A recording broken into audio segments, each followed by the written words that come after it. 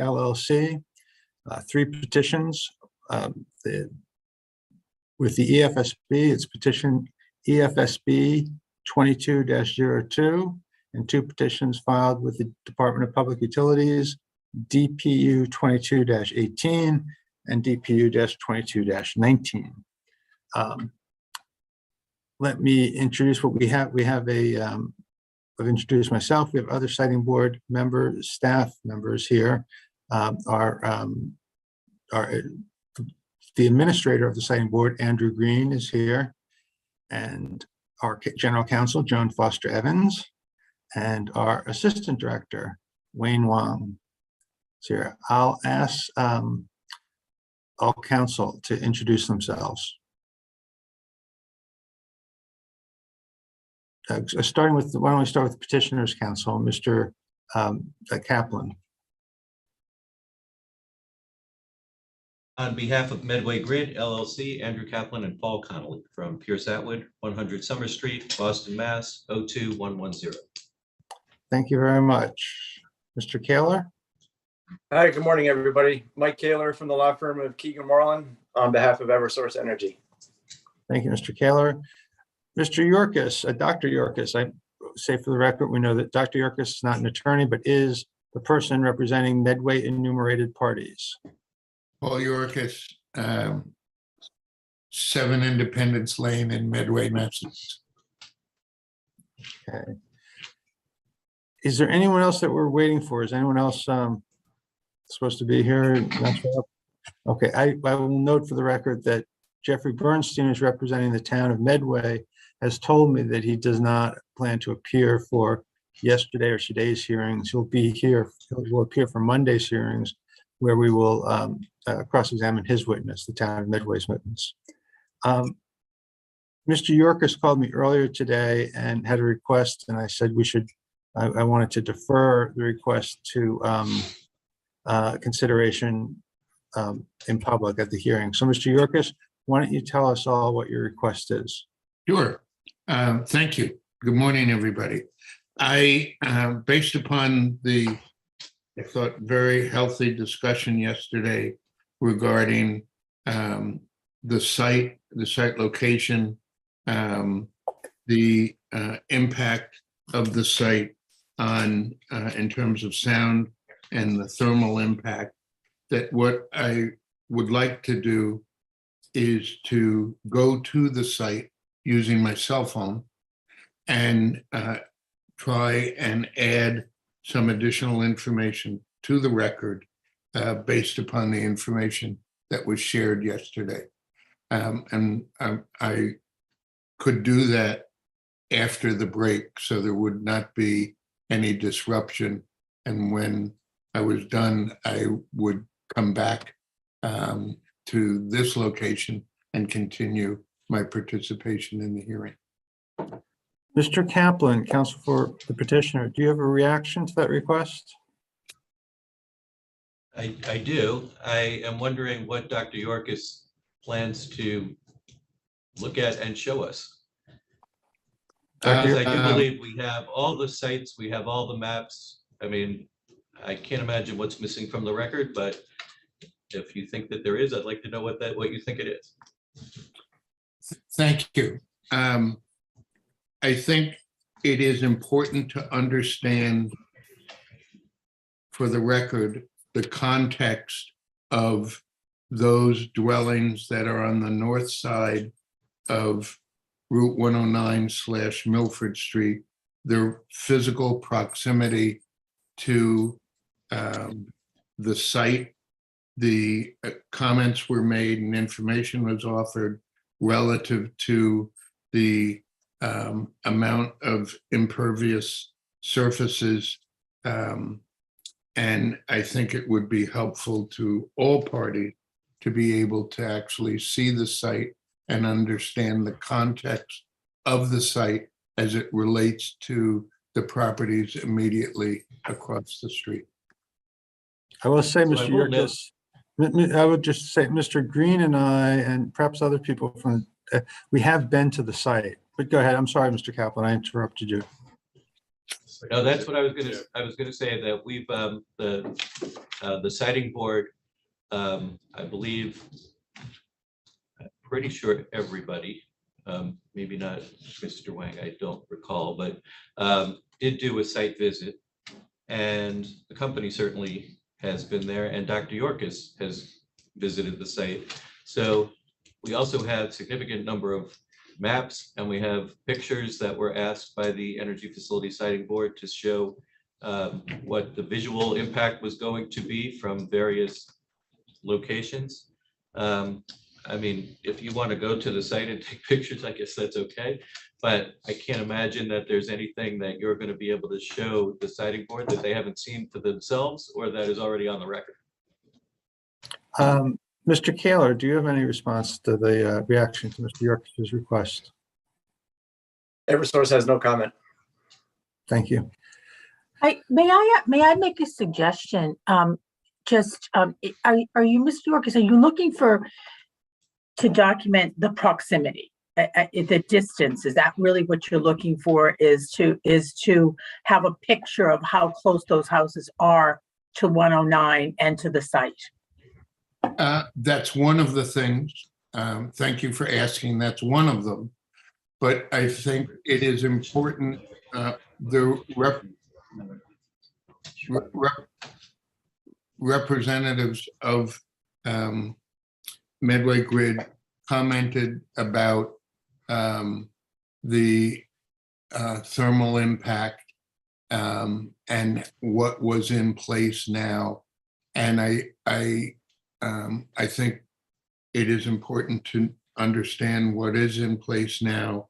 And then I would have some questions following that when I got back here in terms of thermal impact and sound issues related to the site and those particular properties. I am limiting the question, and I'm not anxious to walk around the whole site. I don't have permission to do that, but I think it's important to put it in context based upon the information that was presented yesterday. Could I ask Another a question. I would point you.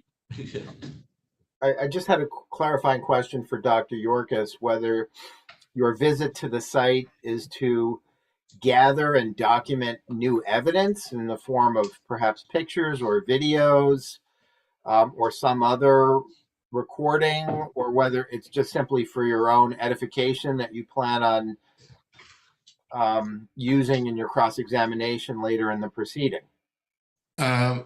It's not for my own edification. I'm very familiar. For the record, I have not trespassed on any of the site. And I think it's important to note that for the record, I would not do that. I think it's important to have the context as Joan Foster Evans.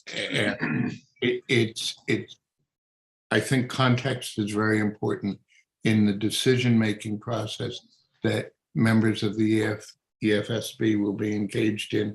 And my hope is that through questions to staff representing Medway Grid, that additional information can be provided. I don't know if I've answered your question. Well, I'm just wondering what it is that you're actually obtaining by being on site that you're offering in this investigation. Is it video or visual evidence that we're taking note of, or Yes. and if so, how are we to properly document that and put that into the record? Even though we are on YouTube right now during the course of these hearings, that is not evidence in the proceeding. Well, and I'm sorry I'm a rookie at this, so thank you for your question. But the goal is to try and inform, and I know you from earlier comments believe you have the information you need, but I think by being there and then raising questions to the staff representing Medway Grid, I think it would be helpful. But it's a request And it's really up to staff to make a decision with input from council.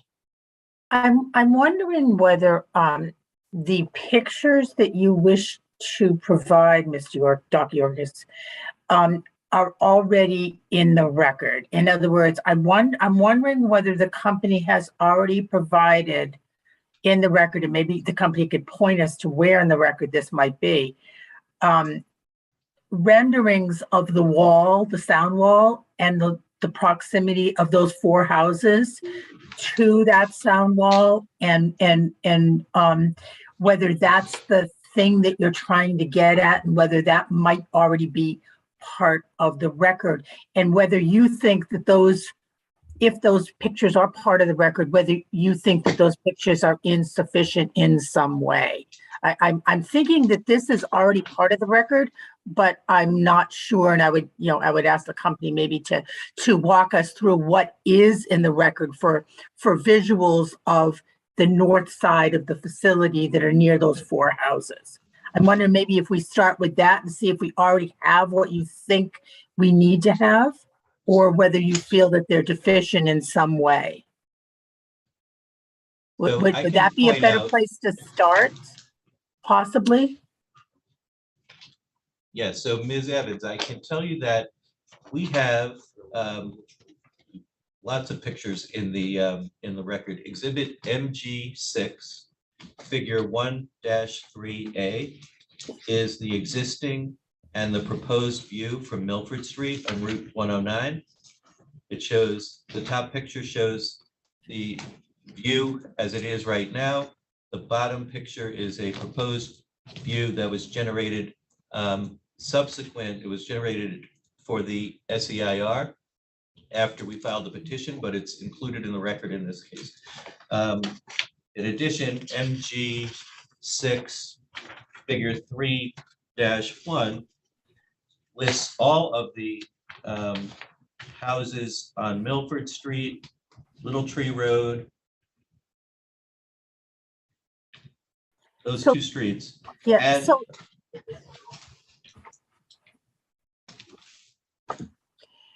I was going to suggest, perhaps, maybe we could, a suggestion might be to table this request, but allow somewhere in the cross-examination today, allow Dr. Yorkis, we can put those pictures up on the screen, and allow Dr. Yorkis to identify whether something still needs to be added to the record in addition to those pictures and renderings that he wants to get at in a different way, that those do not reflect the information he's looking to add to the record. So perhaps, Mr. Shea, we could start with the cross-exam and actually walk through what's on the record and see if there's anything missing that needs to be supplemented. Do you And want to start? if pictures do need to be, I'm sorry, if pictures do need, I can just add one thing. If pictures do need to be supplemented, perhaps as a way of getting them on the record, you can put them in, or Dr. Yorkis can put them in the form of a record request, and we can go to the site and do the renderings that he believes is missing. So that way you've got all of it on the record, and we're not relying just on a video that's taken. Yeah, I just want to say that there are substantial problems to doing what Dr. Yorkis has suggested. One is that whatever video you would make would constitute evidence, and the deadline for filing evidence was quite some time ago. And that's not just a technicality in our proceedings. People have a deadline for filing evidence so that the other parties can look at the evidence and be prepared for cross-examination. So that's one problem. And then the other problem Mr. Green mentioned is that we don't have any way of putting a video into the record. We've never done that before. Not to say we couldn't do it, but I would expect a motion to do it early in the proceedings so we could discuss the benefits and drawbacks. So, the general counsel wants to table the motion. So why don't we do as the general counsel suggested, Mr. York, we can have some of the, whatever photographs you want, Dr. Yorkis, can be shared, and you can ask questions about them, and you can you can ask a record request for additional photos if you want them. All right, thank you very much for your consideration. Okay. Do you want to start off then? Do you want to start off with looking at the, while we're on the subject, looking at the photos? Well, we could, I don't know if you want to do that now or whether you would prefer to do that at a later time today. Yeah, the mill. Do you have do you have handy the numbers of the photos that you would want to look at? Exhibit numbers? Yes, I think the ones I mentioned earlier, we can share the screen, but I think you have to let us do that. Okay. Dr. Yorkis, are you ready, or do you want some more time to get ready? What I think would be helpful, Mr. Shea, is if perhaps during the lunch break, if I could communicate with Mr. Kaplan and try and move that discussion, have that discussion during the lunch break, so that when we came back from lunch, we could have a more orderly discussion. Well, I've got no objections. Does anyone else? Yeah, that certainly works for the company.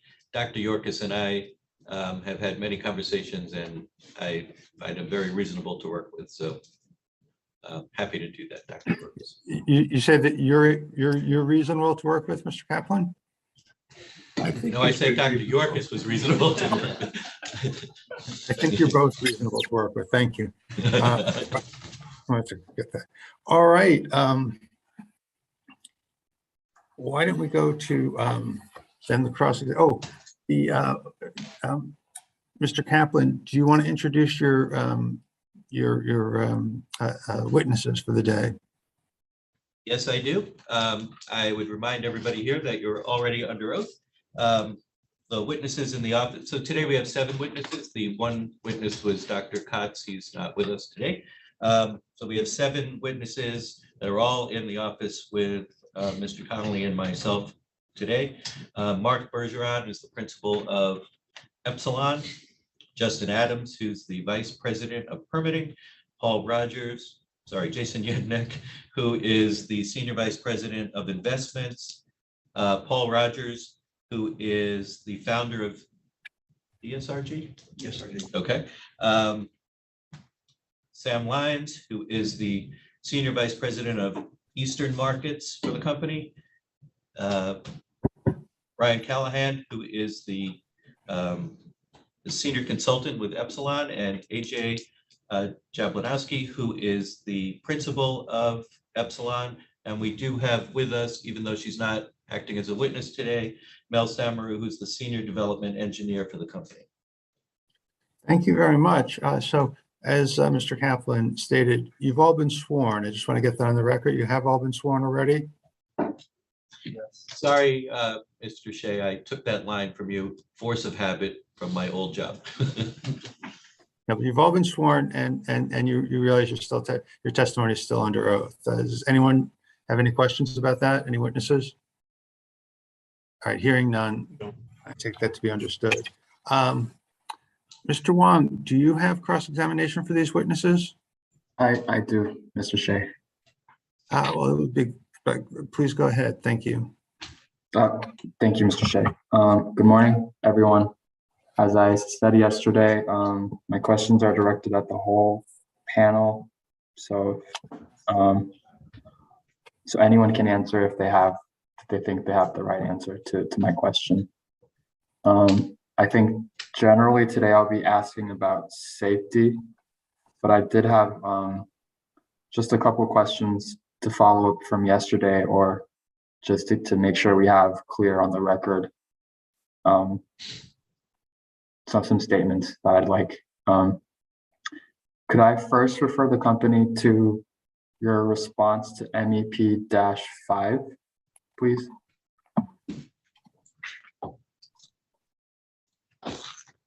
And let me know when you're there. I just need a statement from the company with regard to an answer you have. Yes, we're there. Thank you. So, I'm sorry, who said that? Justin Thank you. Adams is speaking. thank you, Mr. Adams. So in the company's response to the question part E, you answered yes. And I'm not trying to nitpick, but I want to clear on the record that does this mean that does the company actually mean that the facility as a whole can operate if a particular battery enclosure or megapack is inoperative instead of the BESS being inoperative?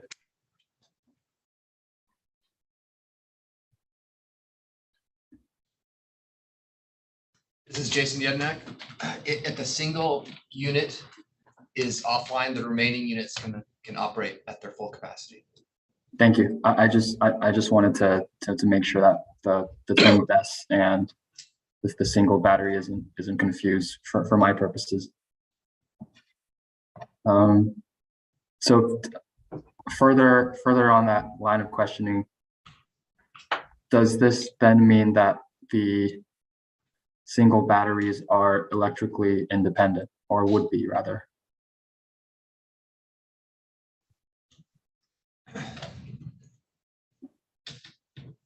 Yes, each of the units can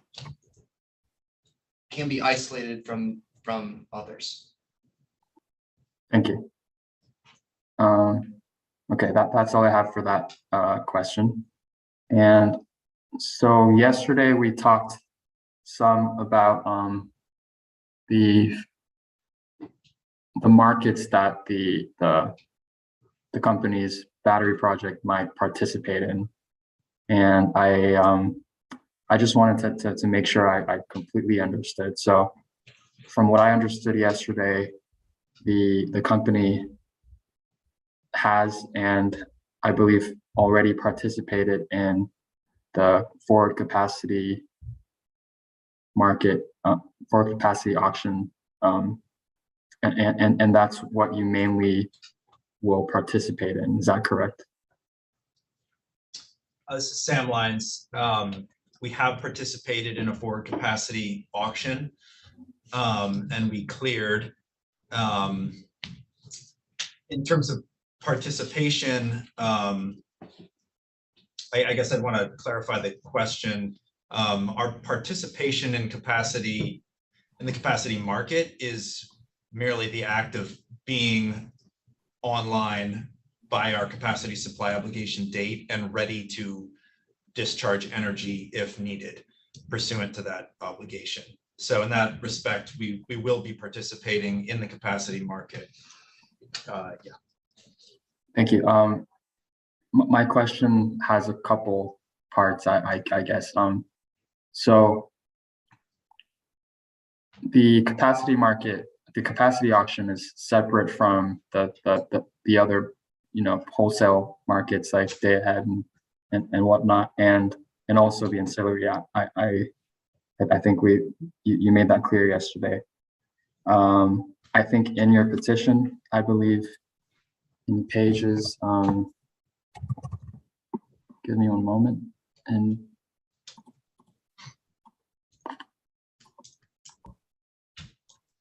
I think around page 2 and page 3, you talk about the possible participation. So on page 3, you state that Medway Grid has been designed to participate in the forward capacity market, and participation in the wholesale markets and ancillary services market are possibilities. So I just wanted to make sure that I understood that to be true from your testimony yesterday and today.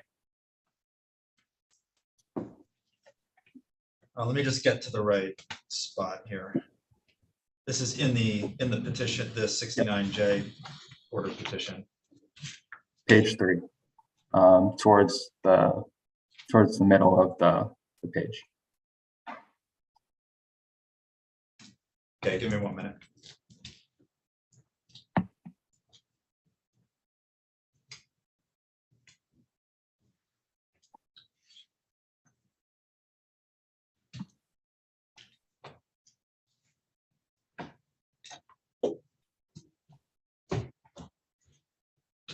Yes, so everything stated in that petition is still true. The project will be a capacity resource as defined in the tariff. And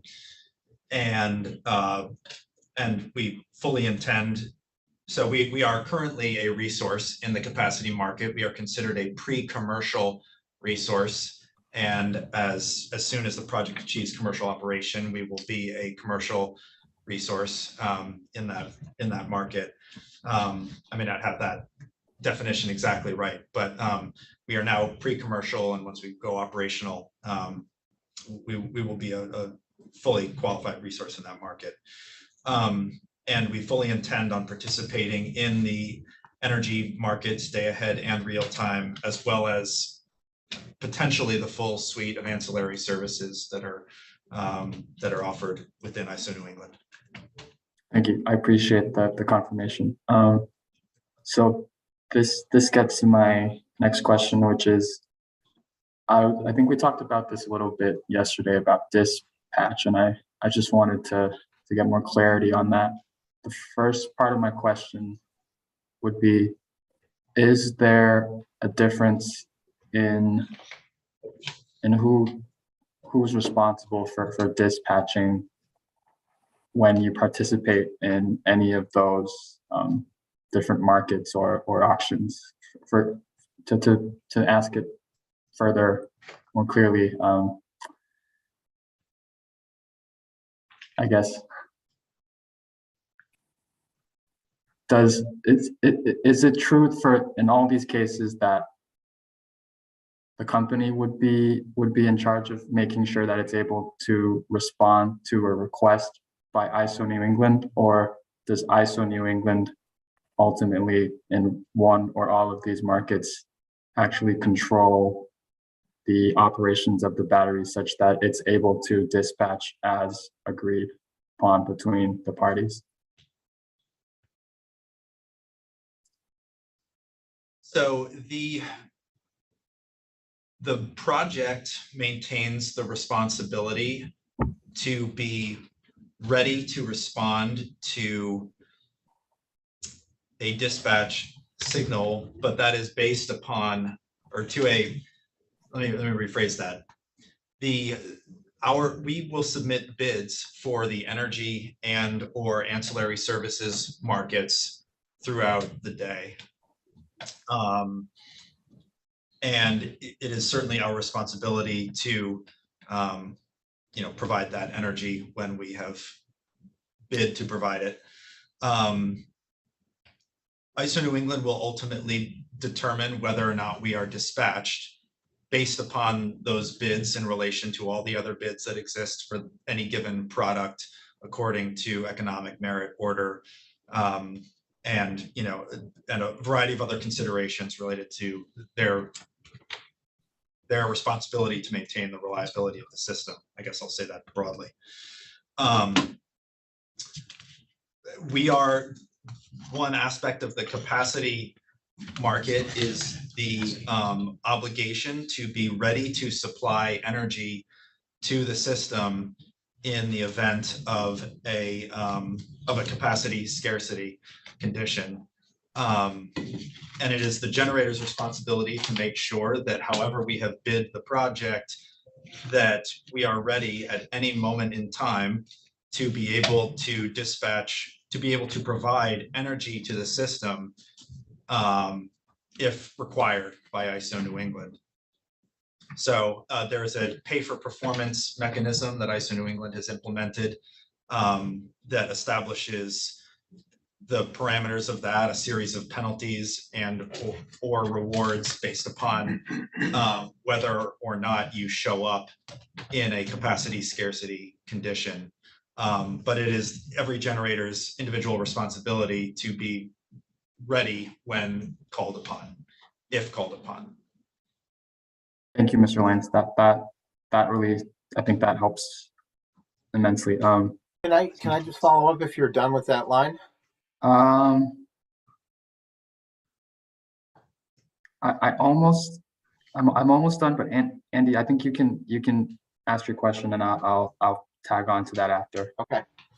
So yesterday, I was asking some questions about the role of ISO in operating the facility when it comes to recharging, as well as dispatching to the grid.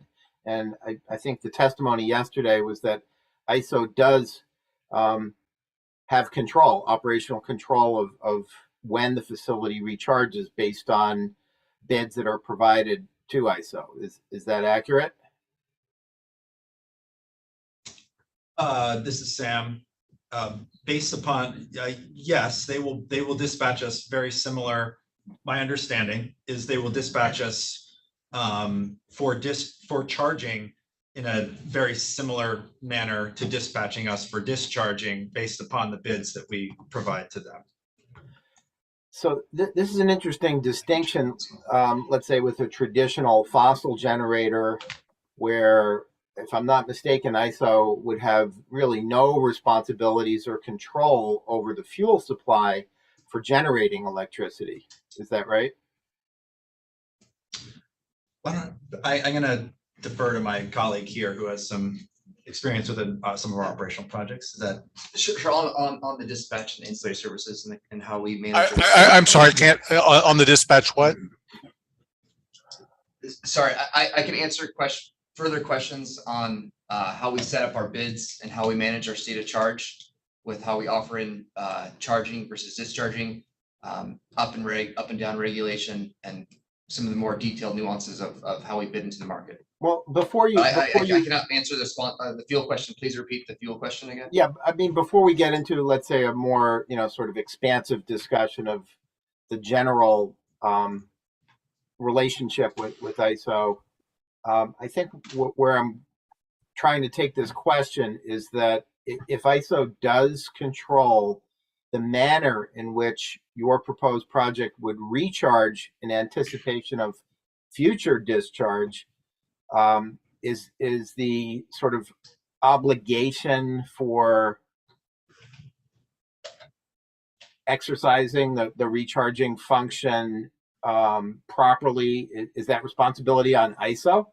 So that, No. if they need power at a certain time of day and neglected to adequately recharge your facility in advance, is that failure to perform an ISO responsibility, or is it the company's? It is the company's. We are 100% responsible for our state of charge, which would enable us to be discharging during a need capacity. So I'm a little confused by that response, because if you're responsible for the state of charge and being able to perform when the grid needs electricity, yet ISO controls when and how you recharge, how can you appropriately be responsible for ISO's activities? So I can clarify that. Again, this is Jason Yednak. We are 100% responsible for our bids, what we offer, the price we offer, and we will offer services and energy that will effectively charge us when we need to. What we cannot control is the actual amount of variability second to second from ancillary services. So for energy, it's fairly simple. We've been in a certain capacity. If it clears and we're discharging, 10 megawatts for the hour, right? Ancillary services, we offer a capacity up to a capacity. So if we want to charge, say up to 50 megawatts, we have to 50 megawatts in up regulation, and then it's at, the grid will determine, ISO New England will determine how much variability in how much we actually charge within those constraints. So we will bid in for certain services that will tend to charge us and move where we need to go. And all this is done through optimization software and put together and how we again put together our day ahead bids and offer the system to the market. I'm sorry, put together our what? Our bids into the market. So again, we can't control exactly what happens with ancillary services and how ISO dispatches us, but we can control, again, the capabilities of the system and move the facility in the right direction at different times of day from the charging and discharging perspective.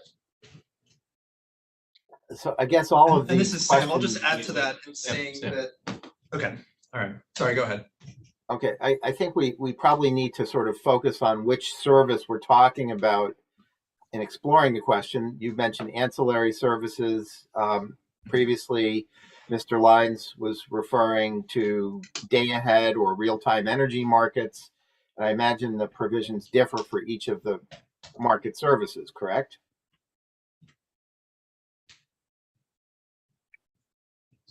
Yes.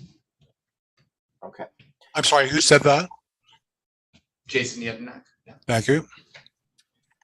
So again, just to try to clarify this, when you're recharging the facility, what tariff provision does that take place under?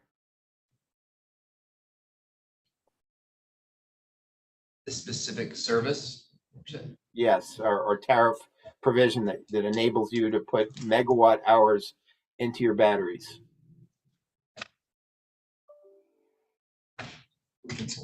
Hold on a second.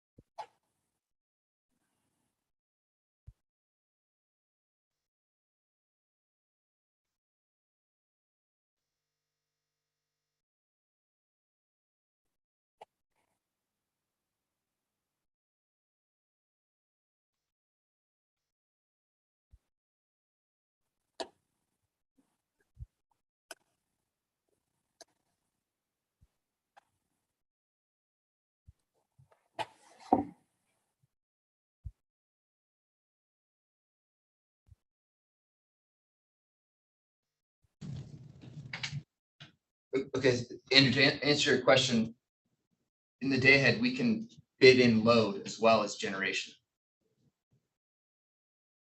Day ahead energy market, is that right? Day ahead energy markets can move both, be it both generator and a load.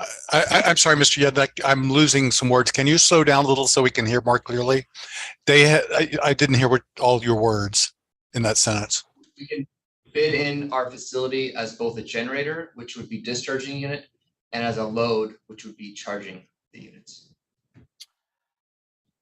So you're actually providing two separate bids in the day ahead energy market, one to as load, which I presume is recharging the battery, and secondly, as a generator providing the energy through discharge.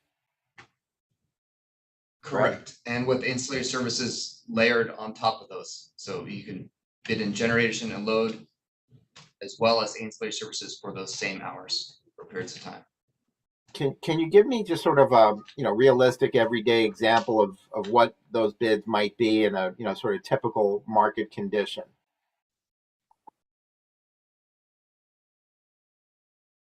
You want to respond to the time of day? Can I just take a moment to make a correction? I see on my real time here, Mr. Yednak said, and with ancillary services, and it's written as insulator services.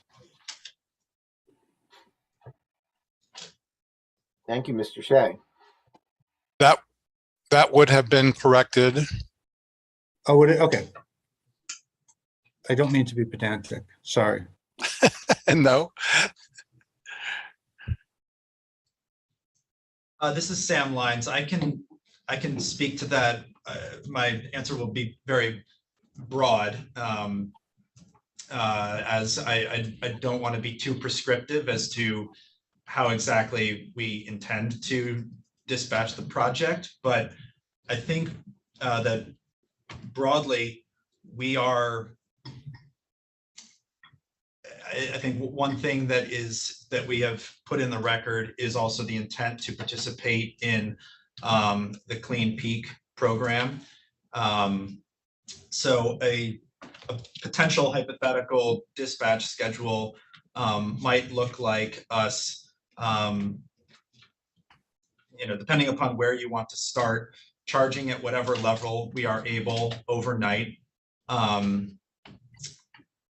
By putting in a bid either into day ahead or into real-time energy markets to be dispatched as a load. So we would put in a bid to ensure that we could charge our facility during some of those hours at whatever capacity we are able to.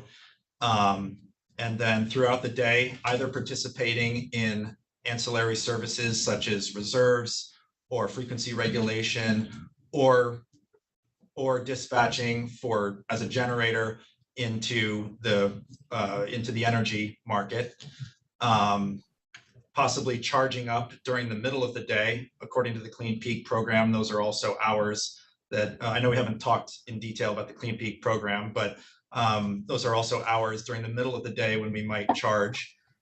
So we would dispatch as a load during the middle of the day to be fully charged in anticipation of the evening peak, when demand for energy is highest, and we would discharge into that afternoon to evening peak, and repeat the cycle the next day. So that's sort of a hypothetical sample of what a typical day might look like. So we would have multiple bids in any given 5-minute interval that was either seeking to charge or discharge, or participate in an ancillary service. So again, just to give a practical understanding, if the company provided a bid to ISO and day ahead energy market that it was interested in recharging the facility when the price was at or below, let's say, $30 a megawatt hour, would ISO essentially attempt to supply that load until, if the price were in fact $30 or below, until the battery was completely recharged, or can it be tailored to various states of charge, but not necessarily topping off the facility? This is Jason Yednak. We are responsible with our bid submittals that we are capable of responding. So if we, bid amount that doesn't fully charge us, ISO England won't be charging us up completely. Conversely, if we do not bid in sufficient quantities, or we put the price too high where it doesn't clear, then we are also responsible for our end state of charge after that. I'm sorry, we are also responsible, what? For our state of charge after that hour.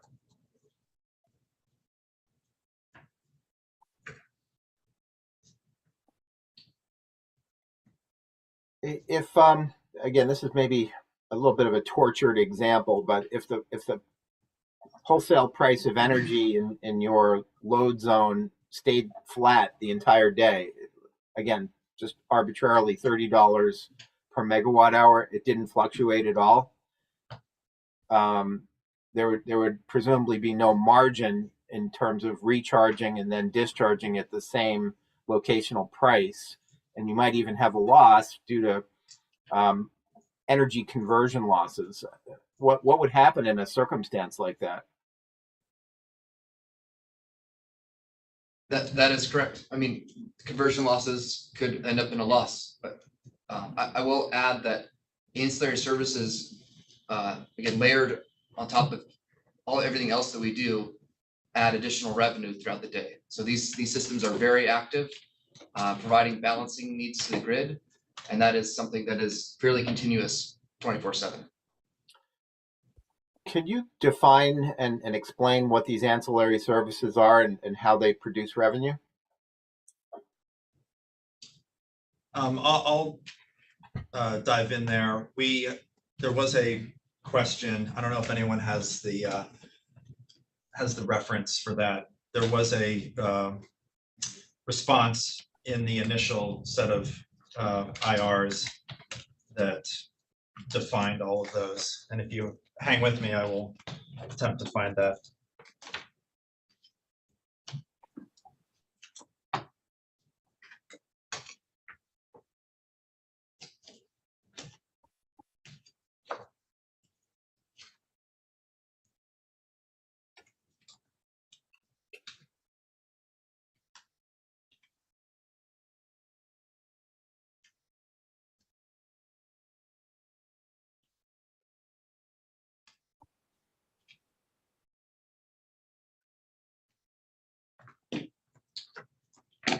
I think it's EFSB Z16.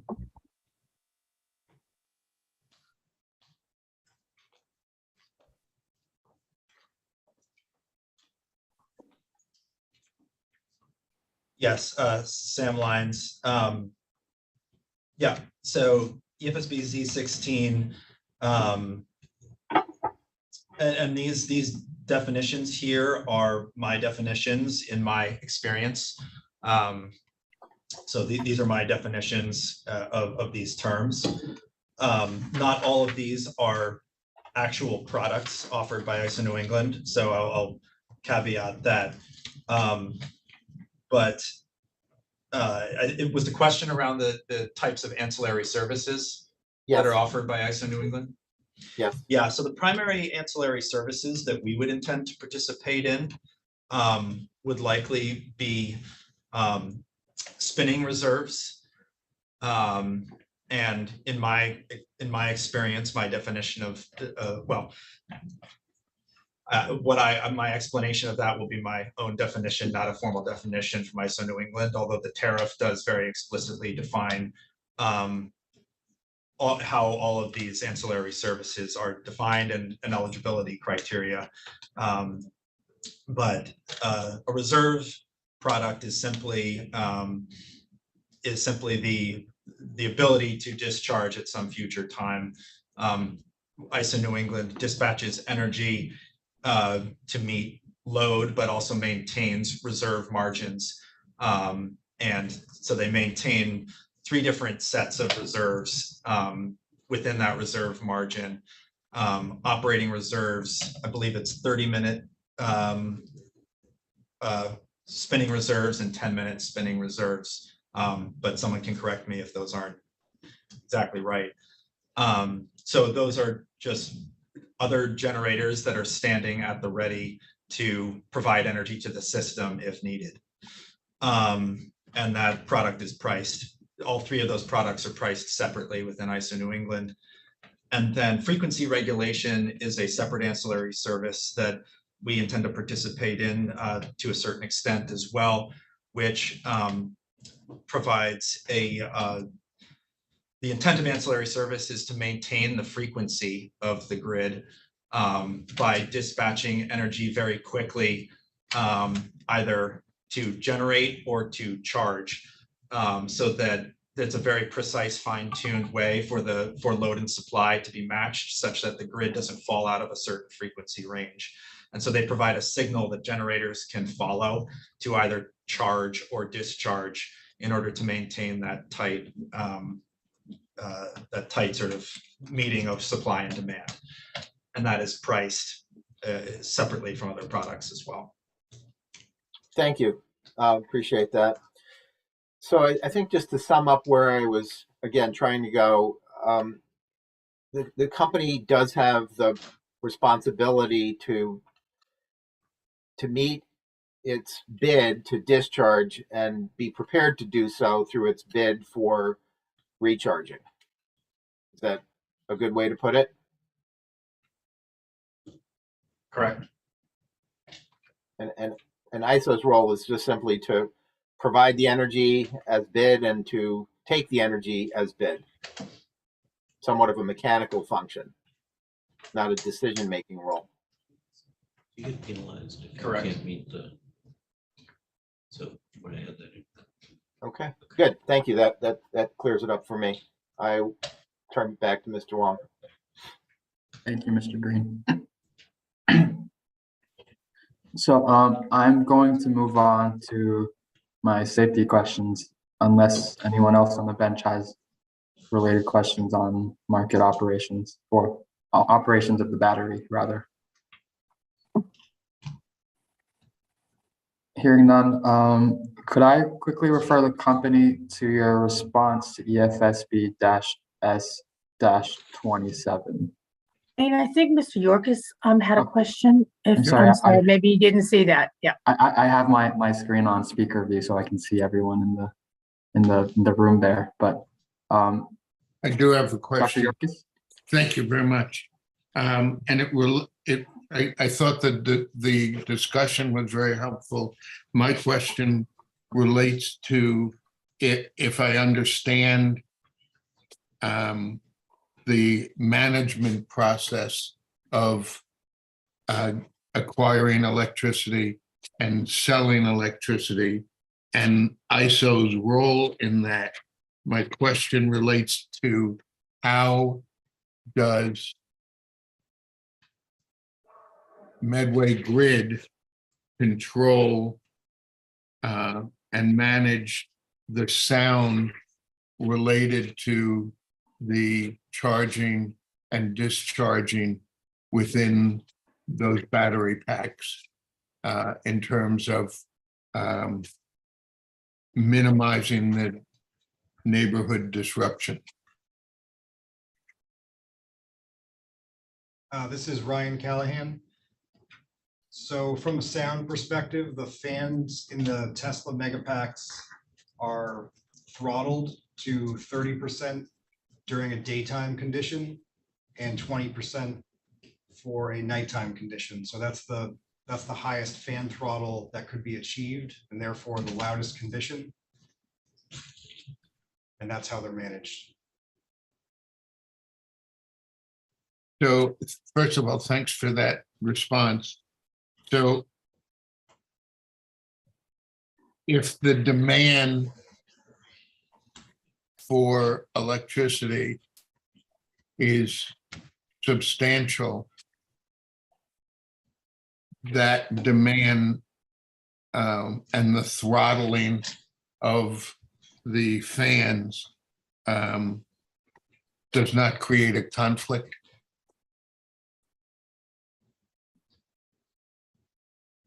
No, it should not. This is Justin Adams. Thank you very much. Thank you, Mr. Wang. Thank you, Dr. Yerkes. Just could I re-ask that question just so I completely understand? So is it the company's view that you are able to charge the batteries to your satisfaction at the throttled fan speeds? Yes, I mean, it is part of our planning and part of our bidding process that we would manage our state of charge at any given time. And the operational restrictions such as the fan throttle and also the nighttime 25%, limiting the plant to only operating 25% at any given time. All of those are factors that would go into our decision-making and our bidding process. So we wouldn't try to get, as I say, out in front of the tip of our skis kind of thing.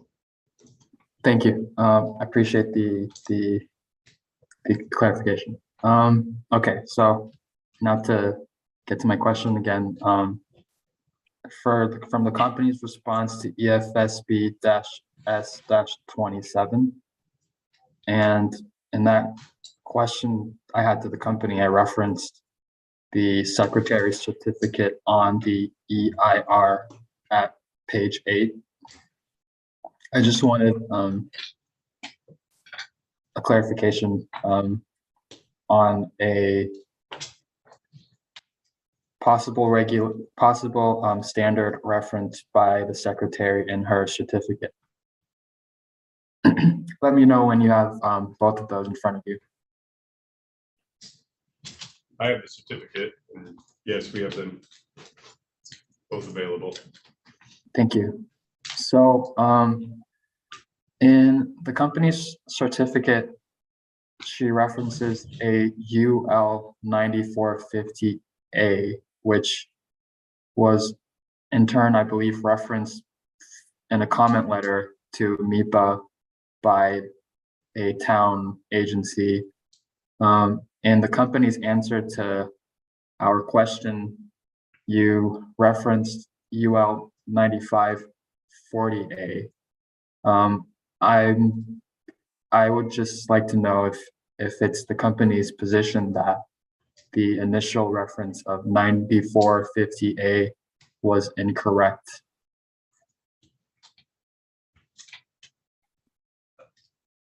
I see a typo there. Yeah, it should be 9540A.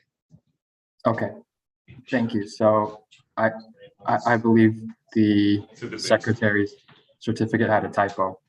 This is just. That's correct. Thank you. Yep. Okay. And to be clear, I believe in the petition and subsequent filings, the company has always maintained that it has done that it has satisfied the UL 9540A standard. Is that correct? Correct. Thank you. 1 second. So in our discussion yesterday, we talked about the final design plans and also permitting involved around construction for the project. Keep that in mind, and could I point the company to your response, EFSB-S-33? In that response, the company states that it would finalize the emergency response and operations plans by June 2024. So my question has to do with where that those particular plans fall into your schedule. Is it part of the final design plans, or is it separate and it might come in before as pertaining to operations of the project rather than for permitting? I'm sorry, rather than what? Rather than for permitting. No, this is Justin Adams. So the final design is critical for the final development of the emergency response plan, because we would use that information to work with Medway Fire and other interested parties to have specific guidance provided within the document, and also have reference to those plans in the document for firefighting purposes, or emergency response purposes, I should say. Thank you. So just to spell that out clearly for for my purposes and for my drafting purposes, the final design plan that'll come out later this year precedes this set of emergency response and operations plans that would come out next year, and during which the process would be the company would consult with the town and the fire department in order to come up with the latter plan. Is that correct? Yes, that's correct. Thank you. And this date of June 2024, just to be clear, is this to coincide with the expected starting operation date for the project? Yes, that's correct. We would want the plant to be near finished to have a fully comprehensive emergency response plan. Thank you. Thank you, Mr. Adams. Okay, excuse me. Could I refer the company now to your response to EFSB-S-2? While you get to that response, I think it's been alluded to a few times in your other responses and probably this one as well, that there's been some sort of change in terms of safety requirements for batteries between, at some point in the past few years. Could I ask the company to describe how the design, for example, for a recent battery unit such as the Megapack 2XL might be different from previous commercial battery enclosures, specifically in terms of fire suppression systems?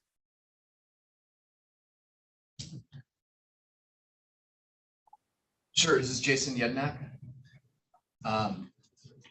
Previous battery energy storage units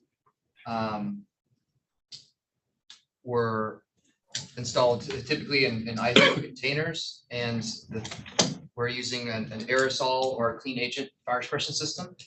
I'm sorry, an aerosol or a what?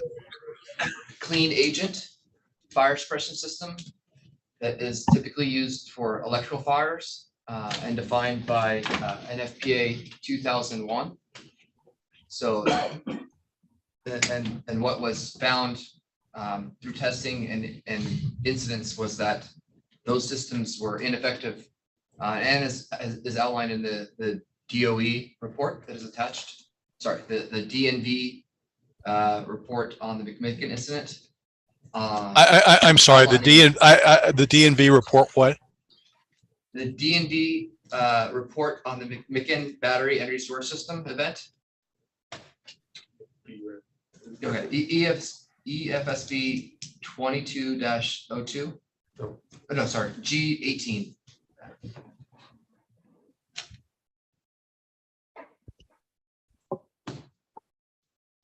Go to section 4.2.2. And it's titled "Clean Agent Systems Do Not Stop Cascading Thermal Runaway."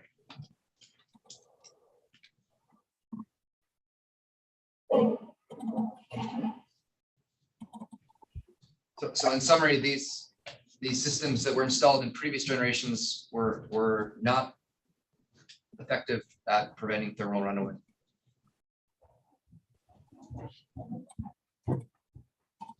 Thank you. I appreciate the overview. I believe I believe my colleague may have some questions on that later, but I'm going to move on to my next question, which pertains to water and fire suppression. So could I refer the company to your responses to both EFSB-G-28 and EFSB-G-37?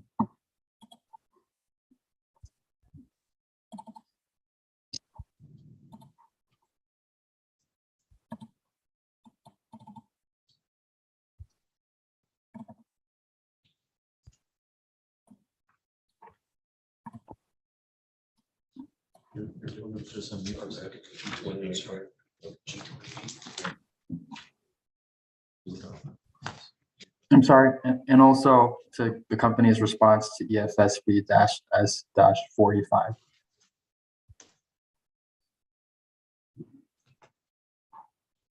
Can you repeat the exhibits, please? Just the full list. Yep. First, well, EFSB-S-45 and EFSB-G-28 and EFSB-G-37.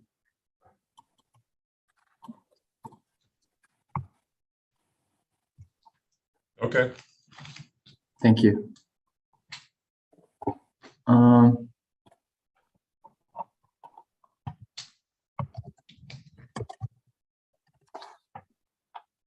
Give me 1 second. I might have given a wrong reference. Probably 28. Yep, I'm referring to 38 instead. Okay. Thank you. I think it's been stated a few times that the battery packs should not be a battery pack that's on fire should not be sprayed with water. And that's been repeated a few times in your responses. Then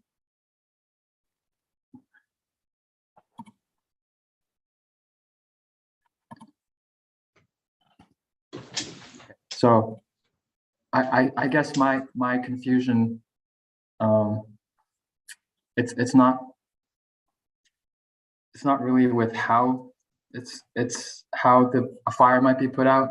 I guess we've asked this question a few times about what type of fire suppression materials are available. And I think earlier on in the earlier responses, the company has said that there aren't any fire suppression materials available. Now, I believe as you've refined your design and your plans, the later responses have said, yes, there are fire suppression materials available, and it's water hydrants for spraying of adjacent enclosures. I just wanted to make sure that there wasn't any contradiction in your testimony for my record purposes. So could you state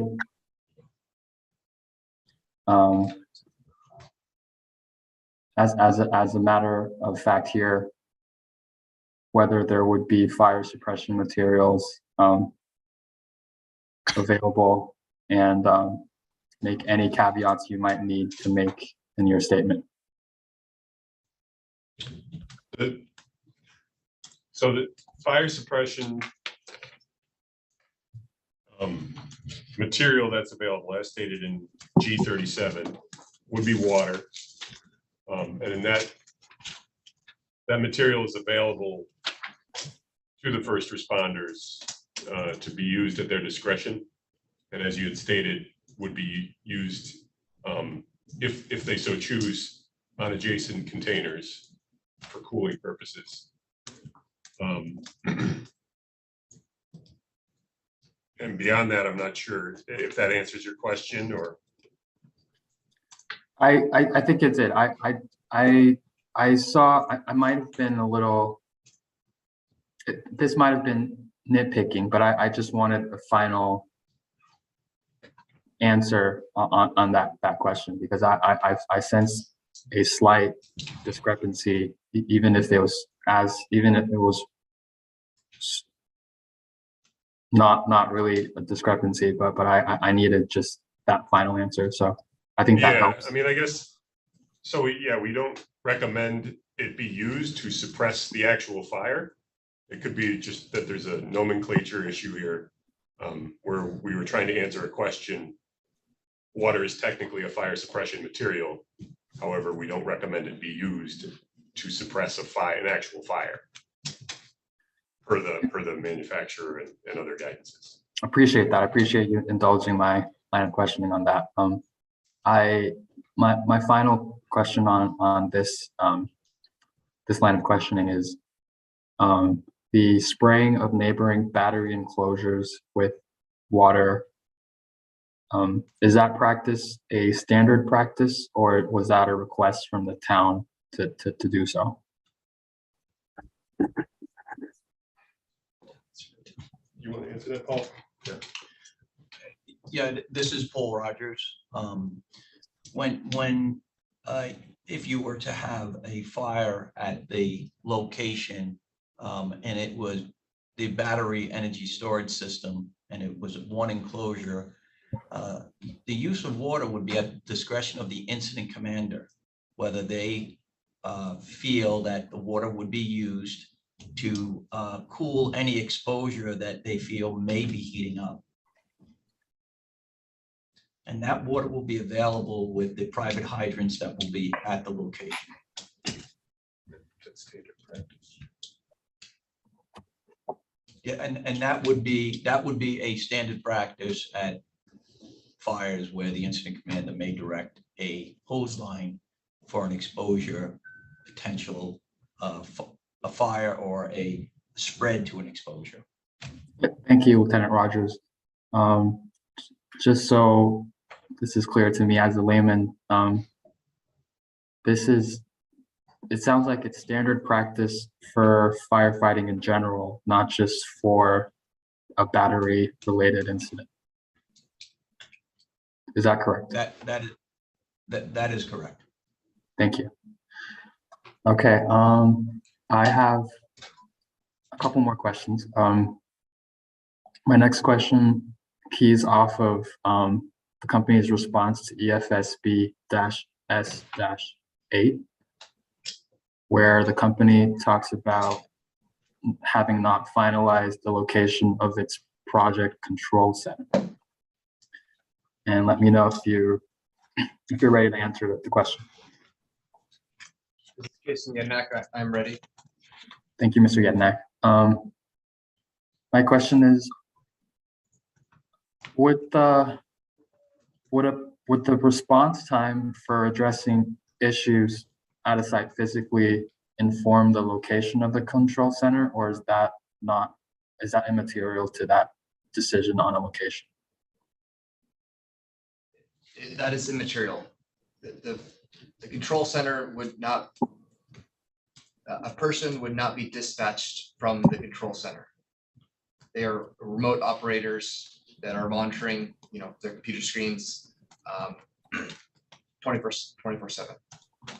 Thank you. So I have one more question for now. I might have more after others ask questions, but this question pertains to the company's response to EFSB-C-23, and which in turn references EFSB-Z-1.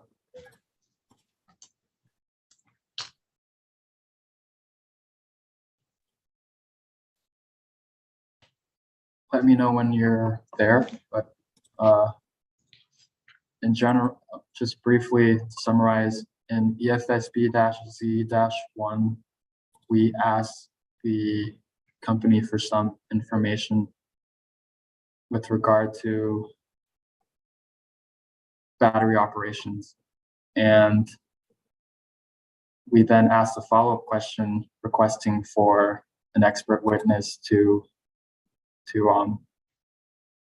be available to confirm the response in EFSB-Z-1.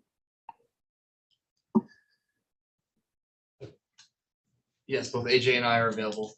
Thank you. So I see that both of you are here. I don't think I saw in EFSB-Z-23 that either of you had confirmed the language in the previous information request. So I just wanted to have on the record either of you that you've confirmed that information was correct. Correct. It's electrochemical storage. So the physical electrons are not being stored, but rather converting the states of the lithium ions. Thank you. And I guess just for completeness purposes, Mr. Jablonowski, do you agree as well? This is AJ Jablonowski. Yes, I agree. Thank you. Mr. Shea, I'm okay for right now. Like I said, I might have more questions depending on what you and possibly Dr. Yorkis might have. Thank you. Thank you, Mr. Ryan. I'd like to go on that issue that we were just talking about, battery storage. EFSB-Z-23 states that, I'm quoting, as a matter of physics, batteries do not actually store electrical energy. Instead, batteries convert electrical energy into chemical energy, store the chemical energy, and later transform the chemicals into electrical energy. All right, let's go step by step. How do the batteries convert electrical energy into chemical energy? Can you explain that to me in a way that could be understood by someone without a strong science background? I mean, some familiarity with science, but not a degree. Yeah, this is Jason Yednek. If I could refer you to chapter 3, it says EFSB G-19 parentheses 1. This is the 2020 US DOE Energy Storage Handbook. And G-21. G-19. I'm sorry, 19 or parentheses 21? 1. Wait. 19.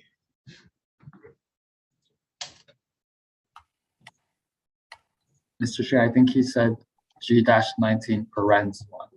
Yeah, I got that. Okay.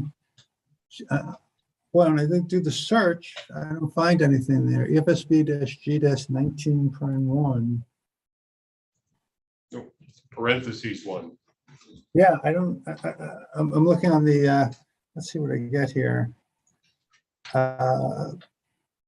Please see attached, please apply the following chapters. It doesn't seem to be in the, in our records, doesn't seem to be in the. Bob, do you have it as a hard copy or as a? I put it in hard copy. I'm gonna take a look for a hard copy. G-19, because on the electronic copies on the docket, we have G-19, but we don't have the. It's in the same document, Bob. No, it's on the electronic. Yep. If you scroll further down, it's in the same one. Let's see if it says, please see attached.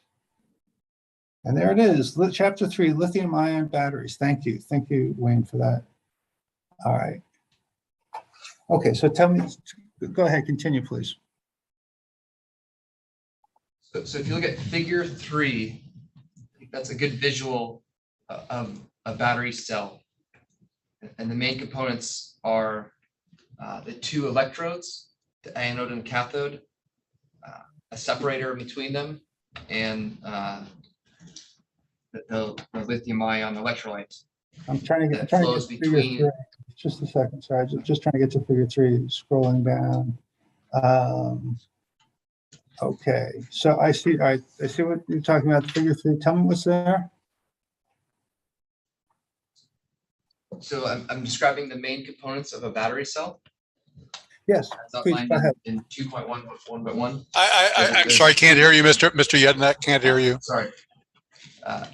Again, I'm also in section 2.1.1.1 is where figure 3 is located. Right. And this section describes some of the components of a battery cell that I will describe here. So there are 2 electrodes, an anode and a cathode. I think what's helpful to understand is when we describe these battery chemistries, such as NMC and LFP, we are describing the material of the cathode, not necessarily the electrolyte that's in the battery. So when we talk about battery technology, is mostly typically referring to the cathode material. Okay, I'm going to ask you to define a cathode.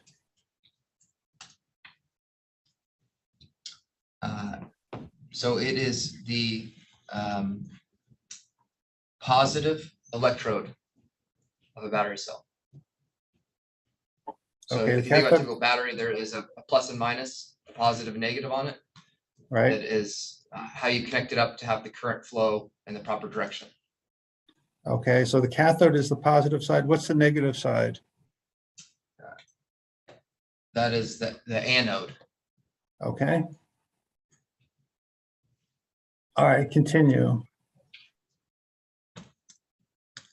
So the other main components are the electrolyte, which is a semi-liquid that allows the lithium ions to flow back and forth between the cathode and the anode. This is where the electrochemical storage is taking place, where it's changing states for charging and discharging, basically going Okay. back and forth depending on the direction of the current. And the electrolyte is a liquid, and is it throughout the battery, or is it closer to It's a semi-liquid. It's really a gel goo, and as we've seen in testing in 1973 testing and others, when punctured, it is released as a gas. Okay, but in this state, in the battery, it should be a gel type thing. Correct. Okay, now do the electrolytes throughout the battery, or are they closer to the cathode or anode?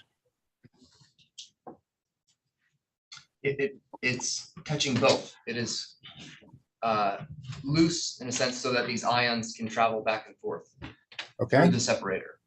And the separator's main purpose is to prevent a short circuit between the two electrodes. Okay.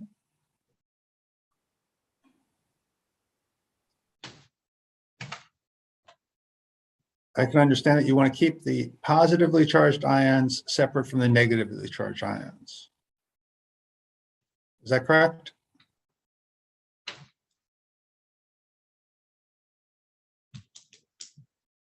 The battery keeps the positive. Yes, the positive electrodes, a short circuit between the electrodes themselves, not necessarily the ions. I'm sorry, not necessarily what?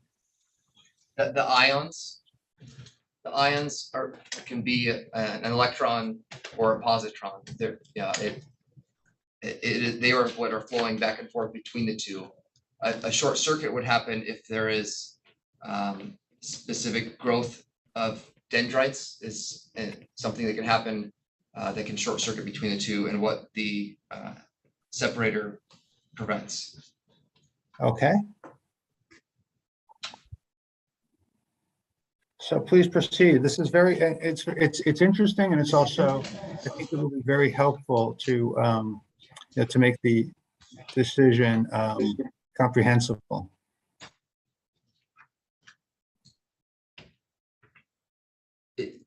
Any specific questions on cells? And this is all generic to all battery cells. Okay. There is not significant differences between batteries in general or lithium ion batteries. Besides, as I mentioned, the material of the cathode, the anode is typically made of graphite for various lithium ion technologies. And then, okay, so part of the statement that we needed we needed experts testify was, part of it was that that the energy isn't really stored, it's converted to chemical energy. So tell me how tell me about that conversion process.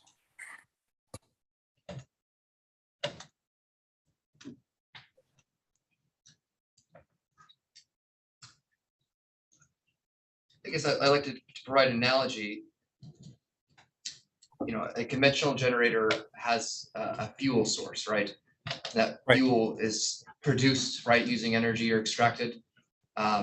So how we are producing, and it's, our input for our production of a fuel source is electricity. So we are using electricity to produce our fuel, which is a charged battery. Okay, that makes sense. And how do you define all that conversion, right? Right. I'm sorry, I didn't hear you, Mr. Yednak. What? It's all about the conversion, right? How you're converting different sources of energy. So the electricity taken from the grid is the energy source, and it is used to create a separate type of energy source, which is a charged battery. Correct. Is that correct? Yes. Yeah. Yes. Okay. Now, how tell me what the distinction is between a charged battery and a battery that is not charged. If you look at figure 3, Yes. the ions, those lithium ions are on one side versus the other. So when it charges, they will move up to the cathode side, I believe, and then when they're discharged, they will cross over to the anode side, the negative side. So the positive on the what I'm looking at, the positively charged ions are to the left of the separator. Is that correct? Correct. And what is there anything to the right of the separator? Is that where the graphite? Yeah. Is that where the electrolyte is? That's the graphite anode. So in reality, there isn't really any air gaps or space. These are very much layered components where you have the anode, you have your layer, your separator layer, and then you have your cathode, and then the electrolyte that's able to have the ions flow between the separator. Okay. Now, tell me how would it be possible to put what you are discussing, share that on the screen? Sure.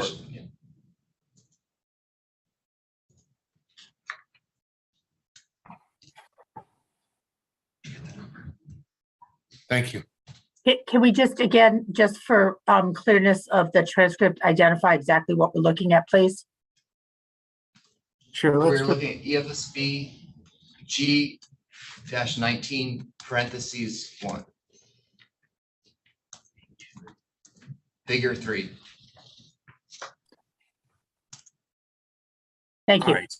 I think the last thing you said is that the in a charged battery, the positively charged ions are on one side of the separator. Is that correct? Correct. Okay. Tell me how a battery generates electricity.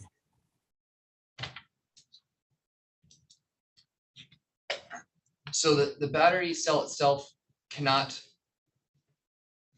charge or discharge on its own, right? It is controlled externally, and that's where the battery management system, or BMS, comes into play. I'm sorry, where the battery what? Battery management system. Yeah. The acronym is BMS. Okay, continue.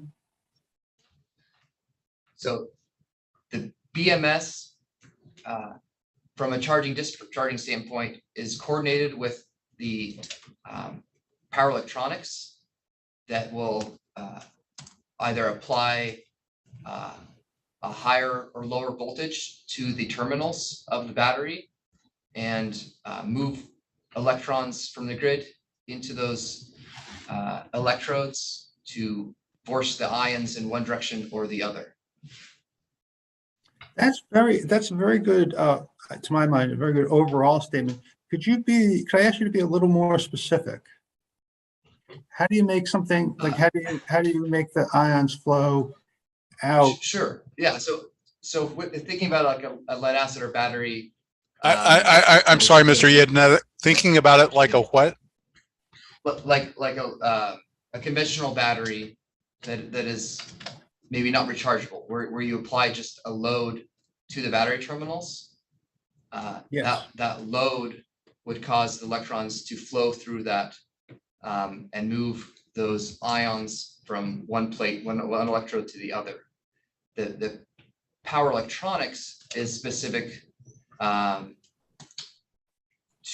rechargeable energy storage system or battery electric storage systems, and applies a voltage, so it can control which direction the current flows, whether it's charging or discharging, by adjusting the voltage on those terminals. How does the voltage get adjusted to create a discharge? Sure. I'll say this gets into the details of how power electronics function. Okay. Which I'm not sure if we need to reference this section, but it is chapter 13, power conversion systems, or PCS, also called power electronics, of Okay. the same exhibit. I'm happy to jump there. I don't want to get too much in the weeds here, but through the use of IGBTs is insulated gate bipolar transistors. I'm sorry, is what? Is what? Insulated gate bipolar transistors. So this is a key term there in chapter 13. Can control what that DC voltage is that is across the batteries. So power electronics are the key brains of any battery system, along with the BMS, to control which direction the current is flowing, and that is determining whether the system is charging or discharging. Now, if a layperson asks me, and a lot of us are laypersons, says, okay, I can understand that a battery discharges. We see that all the time in our car, but why does discharging equal generating? Why are those two words the same?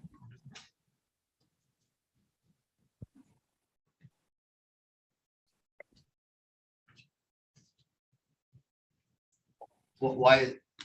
So you're asking why the definition of discharging is equivalent to generating? Yes, yes. Why do you call it generation?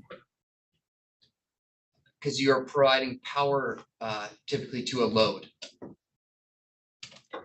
So your cell phone is drawing power from a battery to power the screen and other electronic components in there. It is drawing down the voltage, reducing the voltage of the battery system, and pulling that energy out of it.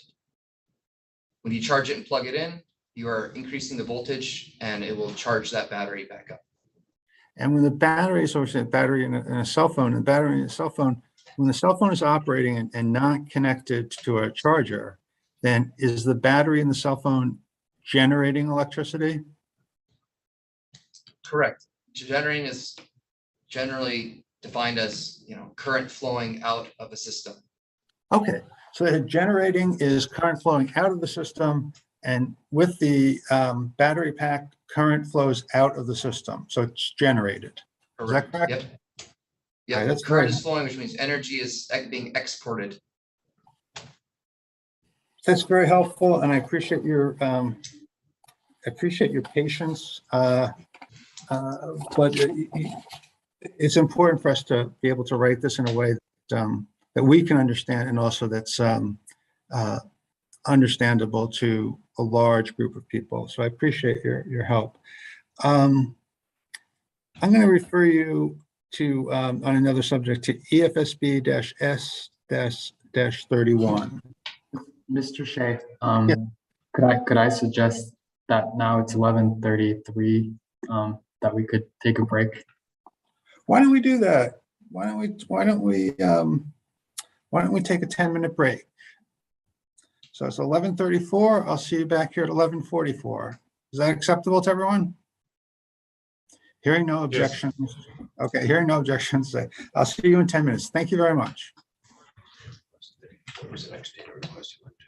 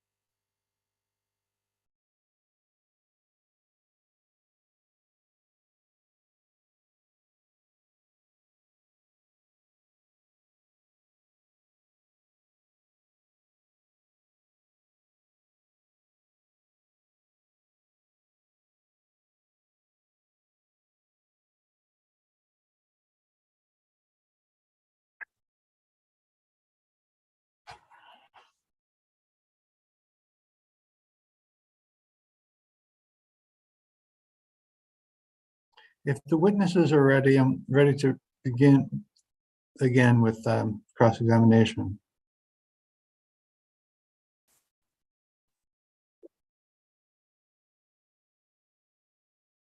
You muted, Mr. Kaplan, you muted.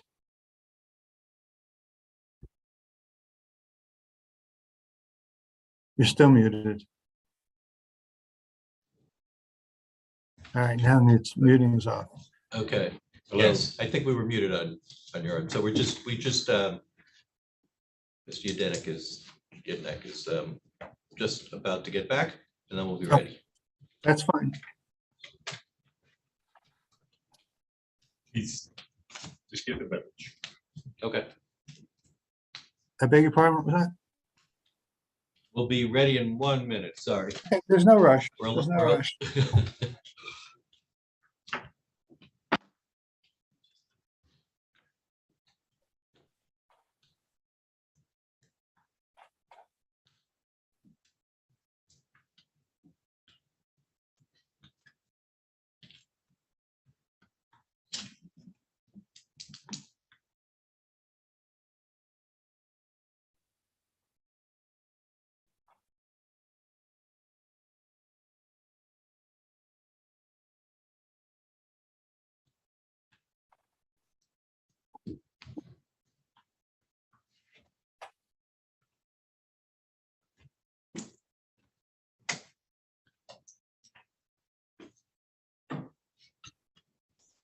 Okay, he's back. We're ready. Great, thank you.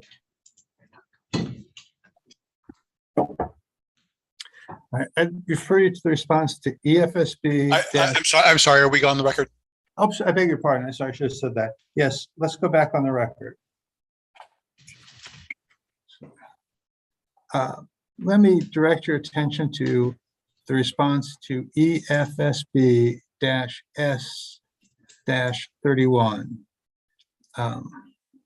Let me know when you've gotten those. We're there.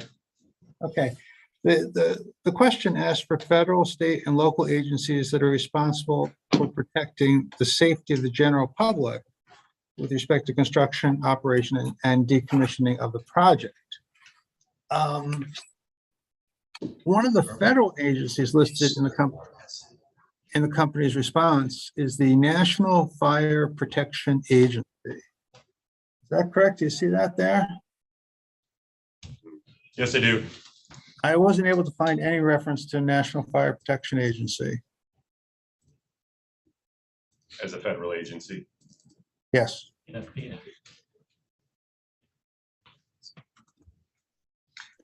Is NFPA a federal agency? Yeah, this is Paul Rogers. The Yes. NFPA, or the National Fire Protection Agency, is a standard development organization. It's a nonprofit organization that develops codes and standards for safety. Okay. So it only becomes a code when a local jurisdiction will actually adopt it as their code. Thank you very much. That's helpful. That's helpful.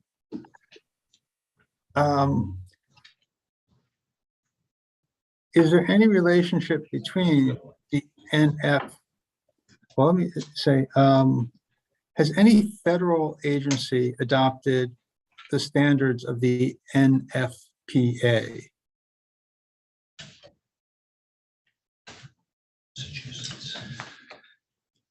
The answer is yes.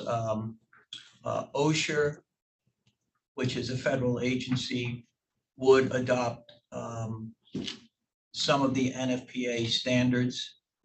For instance, in the fire service, they may adopt the SCBA, which is a self-contained breathing apparatus, which is the air pack that goes onto the firefighter.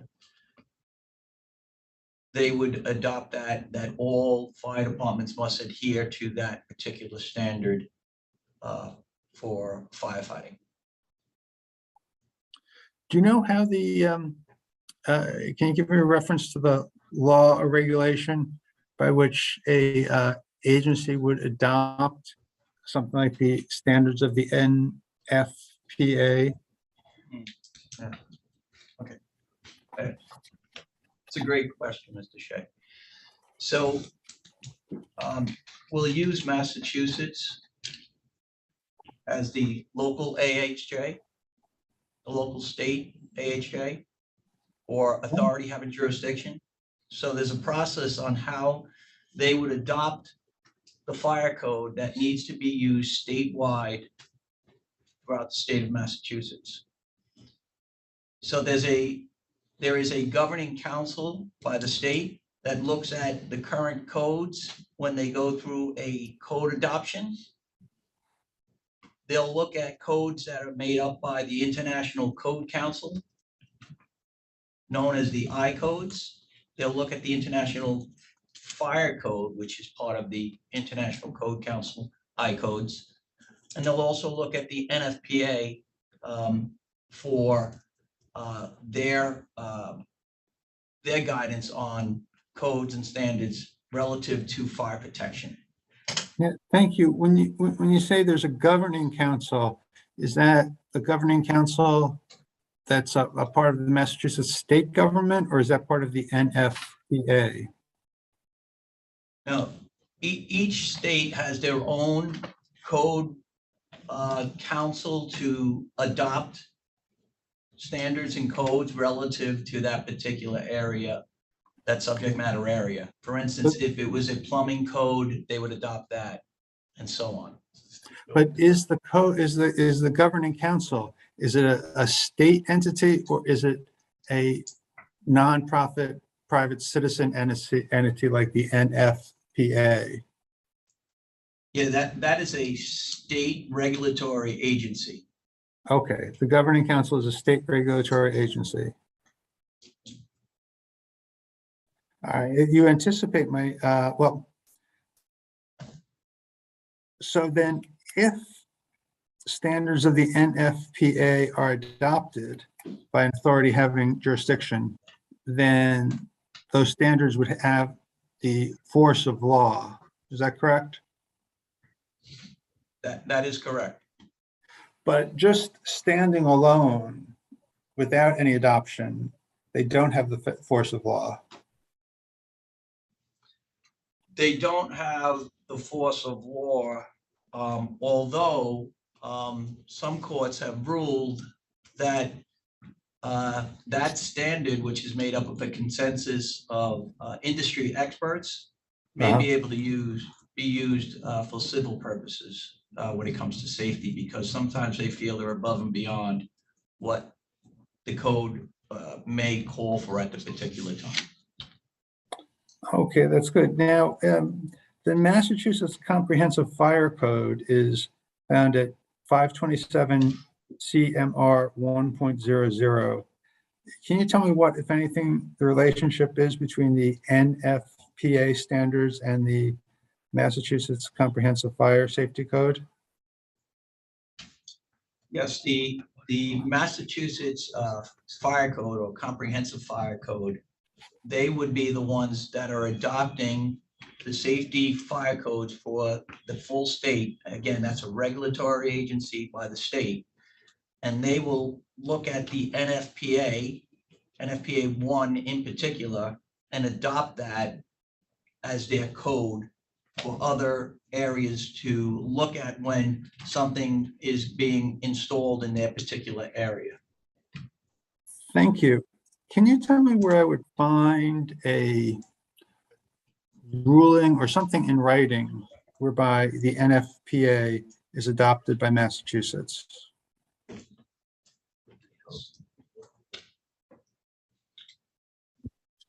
I would have to, I do have something that was sent that we can make a record request. Okay. But in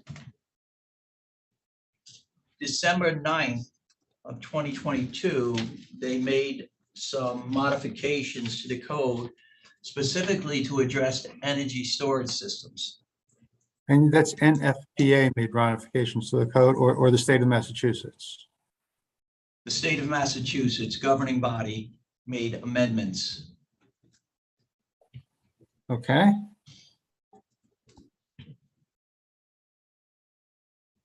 And where could I find something in writing reflecting that? Their website. I would first try to go to the website to see their updated information. I'll have to get you that website. I'll look for that, but it should be available through the mass.gov website. Just give us 1 minute. We'll see if we can figure this out for you. Okay, we'll go off the record for a minute. While we're off the record, Alan, can you tell me what the next record request would be? What the number would be? Just a minute, I'll have to look at yesterday's transcript. Okay, sure.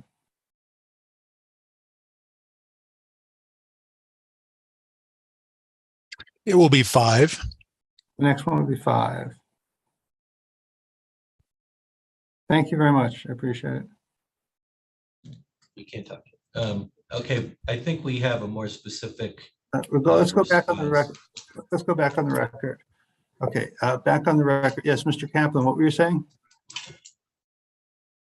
I think Lieutenant Rogers found the sites that he was looking for, and he can explain it. Yes. That's great. The Massachusetts Fire Code, which has NFPA 1 as their fire code, Chapter 52 is looking at energy storage systems in NFPA 1. So Chapter 52 looks at energy storage. They amended that and started to grab things out of NFPA 855, which is a new standard that was created in 2020 that looks at safe installation of energy storage systems.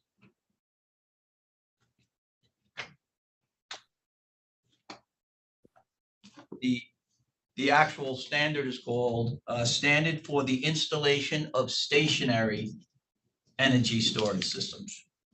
Okay, and where can I find that in writing? That would have to be at the state level. We would have to look at the website where the state has to make available what codes that are out there for people to follow. Okay, why don't I think that your testimony is very helpful. I think that I don't expect you to have a website at the tip of your tongue, but if you don't mind, I'd like to ask a record request. Record request would be RR-EFSB-5. Provide me with a reference, the 2 parts. The first part is provide me with a reference to something in writing whereby the Massachusetts Fire Code adopts the NFPA standards or any of the standards. And then secondly, provide me to something in writing where OSHA adopts NFPA standards. And especially helpful would be if there's any reference to we adopt these standards pursuant to, and then there's a regulation or law. That would be very helpful. Okay. Thank you. Okay, thank you. Mr. Kaplan, is that clear enough? Do you understand what I'm saying? We do. Okay, good. Thank you very much. Actually, I might have spoken too soon. I just want to be clear. The example that I gave you with OSHA was not directly relative to the batteries, just an FYI. Okay, but if OSHA adopts the NFPA standards, that would be helpful, and especially if there's a reference to the regulation or statute pursuant to which OSHA adopts these standards, that would be very helpful in writing this decision.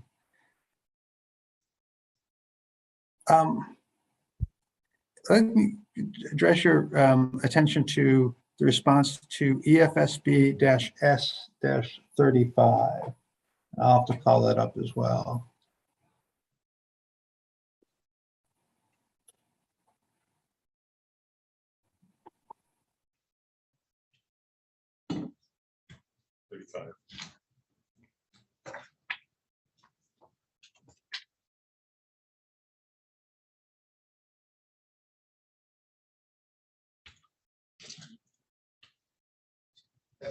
This is Jason Yednak. Paul and I are ready. Okay, the response to 35 says, it notes that the Department of Public Utilities has made recommendations regarding the proposed distributed generation tariff based in part on a favorable report from a nationally recognized testing laboratory regarding certain equipment that the laboratory had tested. That's a very helpful piece of information. My question is, has the Department of Public Utilities ever relied upon information from a nationally recognized testing laboratory regarding fire safety?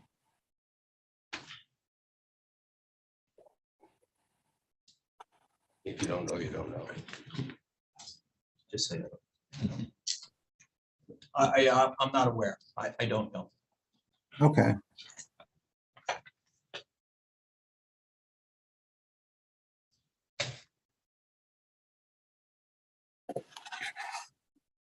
Let me address your attention to EFSB-S-46, which I'll call up here.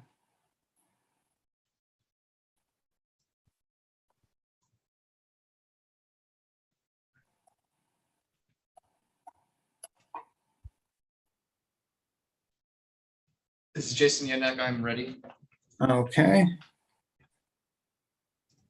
In that information request, we asked a question about a statement found in attachment G to the analysis entitled Emergency Response and Operation Plan. The statement in attachment G was each battery container is outfitted with a NFPA 72 fire alarm system capable of communicating alarm, trouble, and supervisory signals. The response from the company is that the statement is a typo in the draft ERP, and that the individual megapacks do not have a fire alarm system. So you see that answer there? I do. Okay. How will not having a fire alarm system and the individual megapacks affect the ability of the battery container,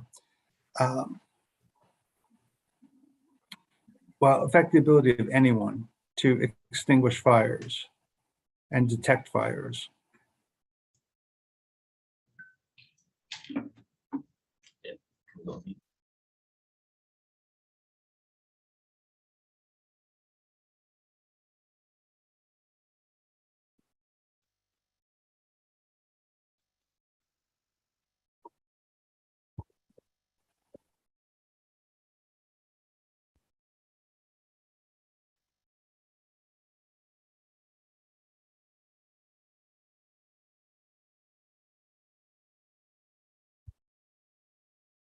Generation of battery systems where we had the. I'm sorry, we didn't hear the first words. What?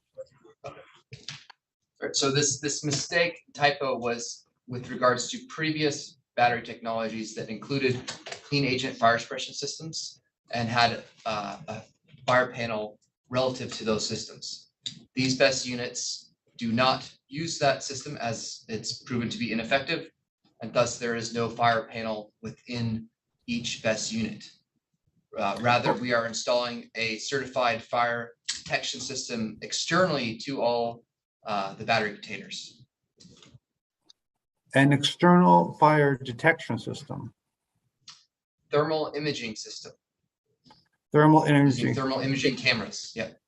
And what does the thermal imaging system do? It measures the heat levels within a battery container.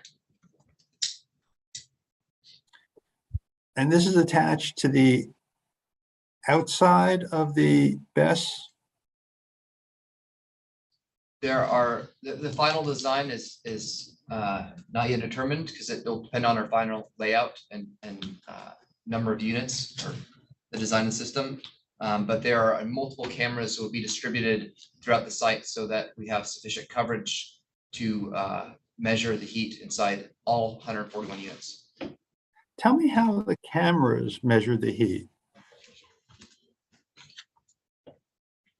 I'm not intimate with the details of how thermal imaging works, but I know that it is a proven technology that is certified by NFPA.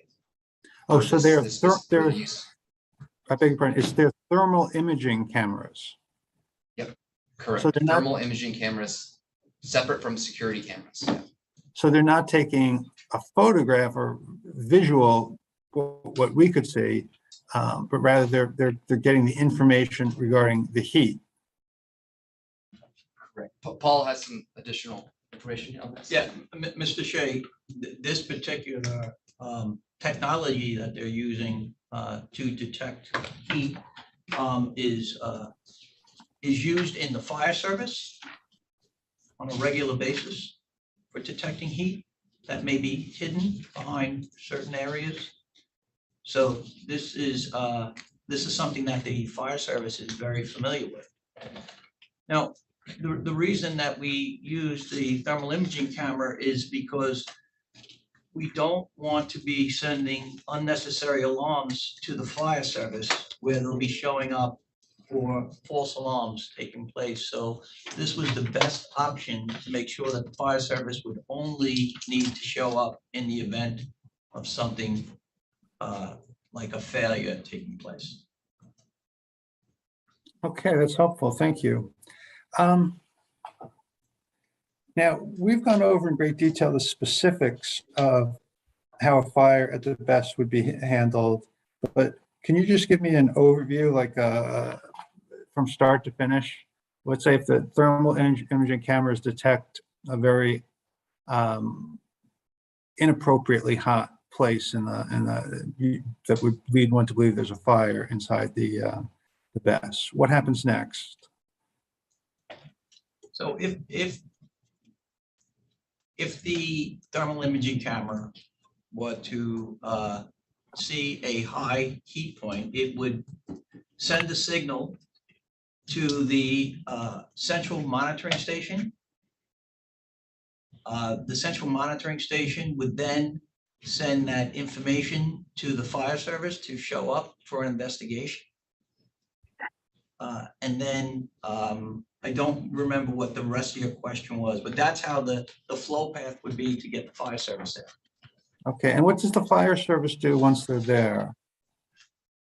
Yeah, so when the fire service, they're going to actually visually take a look at what they have to see if there's any signs of stress, failure, smoke, or any type of heat that they may observe visually. And what if they observe fire? What's the next step? What's the next step? So if they observe fire, they will be trained on how to handle this as far as what operations they may put into place. As we mentioned before, they would probably stretch a precautionary hand line in the event that they need it. That would be at the discretion of the incident commander, whether they would want to use that to cool down any potential exposures that may be affected if this was on fire. A precautionary hand line, can you tell me, define that a bit for me? Yeah, it's routine in the fire service that when there is a smoke or signs of distress, they will stretch a hose line. Like we call it a hand line because someone's going to be operating it by a hand, as opposed to a large caliber stream that you would see on a truck, like a tower ladder. Some people refer to them as cherry pickers. That would not be a hand line. Okay, a precautionary hand line. And then what happens next once the precautionary hand line is deployed? So at that particular time, if the person who is driving the engine will find the water source and hook into the water source in the event that they need extra water. Most fire engines will carry about 500 gallons of water with them in a tank as part of the fire engine. So they will have water readily available through that. And if they need more, they can grab it from the private hydrants that will be installed at the location. And I understand that the actually using water on the facility, on the BESS, is not directly where the fire is not recommended. Is that correct? That is correct. We are not recommending that they use water, but we also want to leave it up to the discretion of the incident commander at that time. This is where it's imperative that they get site-specific training so they'll understand whether they really need the water or not. And there may be situations that they may need it. Oh, that's very helpful. If no water is deployed, how is the fire extinguished? So this is going to start to go into large-scale fire testing. And we're going to talk a little bit later on, and I don't know if this is the appropriate time to get into the large-scale fire testing, where they did testing of the actual enclosure. They simulated a worst-case scenario event or a failure, and they came out with results which were actually very positive to show that if a cell or a group of cells were to fail, that cell or that heat would not continue to spread further in the system itself. So the chances of fire are very, very slim and significantly reduced as a result of some of the work that was done through this 9548 testing. And that's in the Fisher report, right? Yes, Mr. Shea, that's the Fisher report. Yeah. There's another report I want to draw your attention to, EFSB-G-33 Pren 1, attached to EFSB-33, EFSB-G-33. I'm sorry, Mr. Shea, can you tell us that site again? Of course. I lost you. EFSB-G-33, and it's the attachment, it's Pren 1.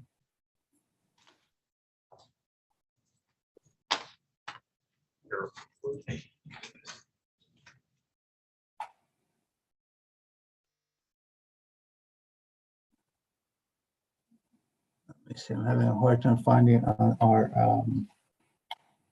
That is the. You're referring to the ERIP report? I'm sorry, yes, the AURP, report. Oh, it's interesting. I can't seem to find it on the, but anyway, I've read it. Yeah, the answer to EFSB-G-33 says see attached report. But when I ask for EFSB-33-G Paren 1, I get nothing on the in the electronic file room. So maybe that wasn't filed, or maybe it wasn't filed designated separately. But anyway, I've read it, and a quote from the report. It's from the AURP to the town of Medway, dated February 9th, 2022. And it states, quote, unlike lithium metal, lithium ion batteries are not water reactive, meaning that it is safe and even recommended to utilize water as the primary suppressing agent. All right, and the quote there. That strikes me as odd because everything else that I've read indicates that the water should not be the primary suppressing agent. Yeah, and I think they call it lithium iron phosphate. Is that what you're referring to? Yes. Yeah. So that's Wait.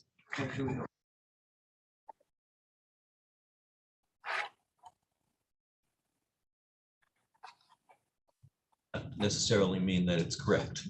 Okay. Yeah, that's so Okay. water doesn't put out fire. I mean, it's an effective cooling agent, but it's not Yeah. recommended because. Yeah. Okay. Yeah. Let's stick with the talking, I'm just looking for a physical, I have a physical copy of the document someplace.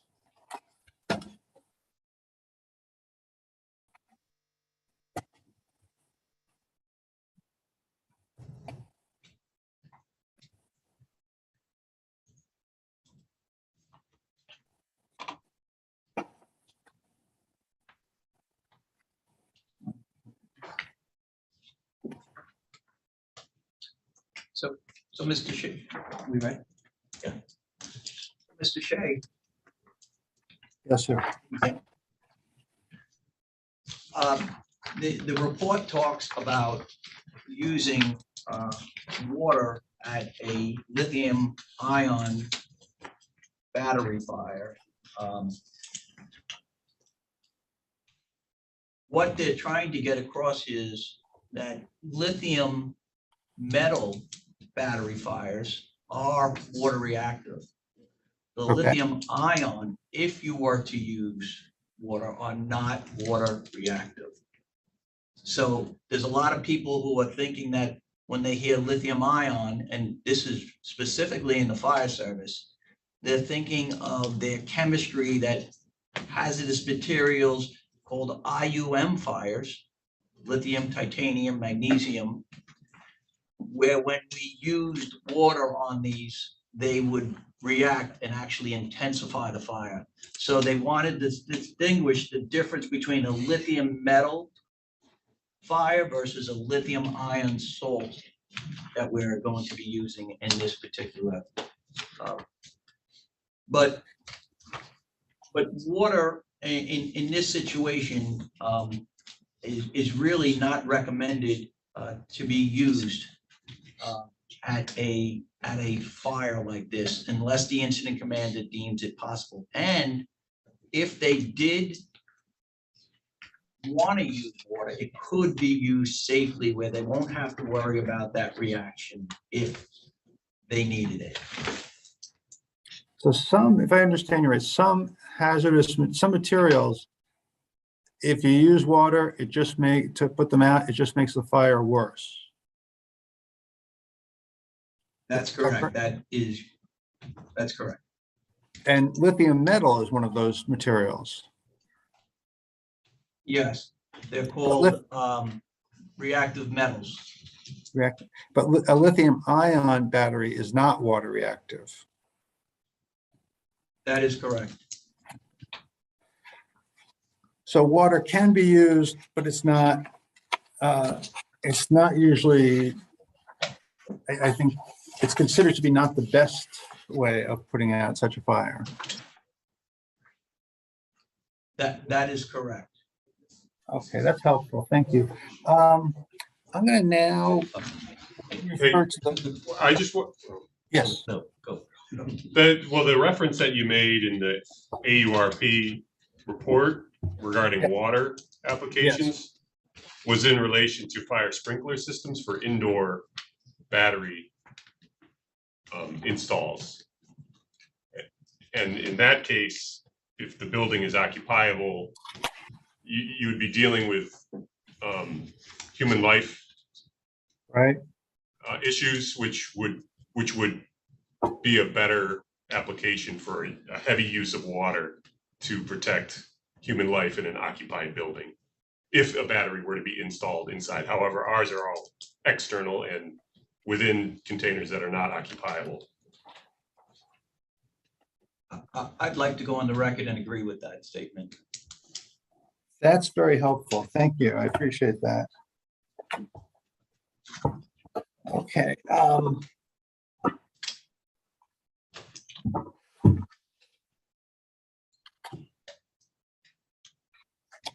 Now I would like to look at the Fisher report, EFSB-G-8, paren 1. And I'm going to get the hard copy. Just a second.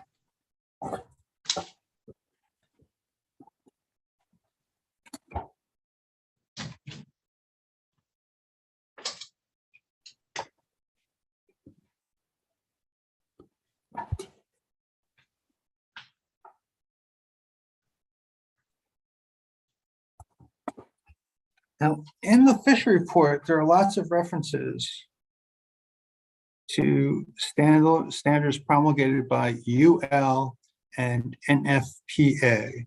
Now, we've gone over what NFPA stands for. Can you tell me what UL stands for? UL is known as the Underwriters Laboratory. Okay. They are also a standard development organization that generally develops standards for products. Do you know if OSHA has designated UL and or NFPA as nationally recognized testing laboratories? So UL is considered a national recognized testing laboratory amongst other ones that are out there. And OSHA has recognized them to meet the criteria for a national recognized testing laboratory. That's helpful. And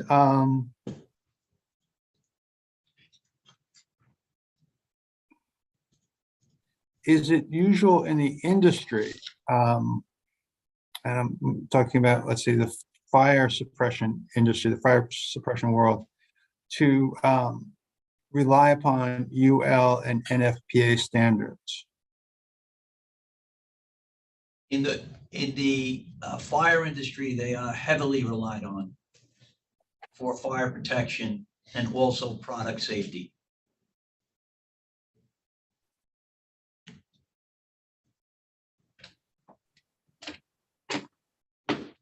Now, I want to address figure 9 in the Fisher report.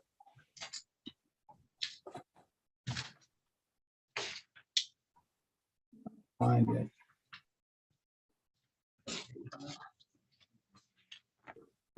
Figure 9 is on page 22.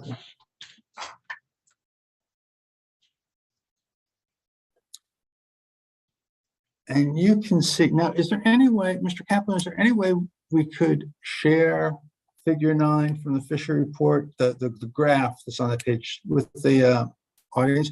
You anticipated my request. Thank you. Let the record reflect that figure 9 from the Fisher report has been is now being shared with all the participants on this. You see that gray line that really goes very high, yeah, up to 1250 centigrade. That got my attention. Under what circumstances could any part of the battery achieve that level of heat?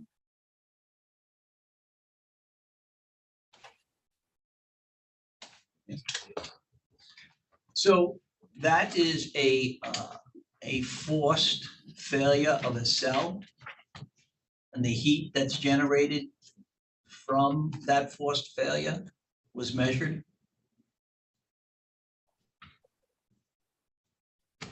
Okay, from a forced failure. And by the way, can you tell me what 1250 centigrade, what that would be Fahrenheit? Give us a second to calculate. Sure. And while they're doing that calculation, you know, this test that they're doing here is trying to show the worst case scenario in the event of something taking place. I use the word forced failure because they actually forced it through heating tapes into the failure mode that we see here. That's helpful. Thank you.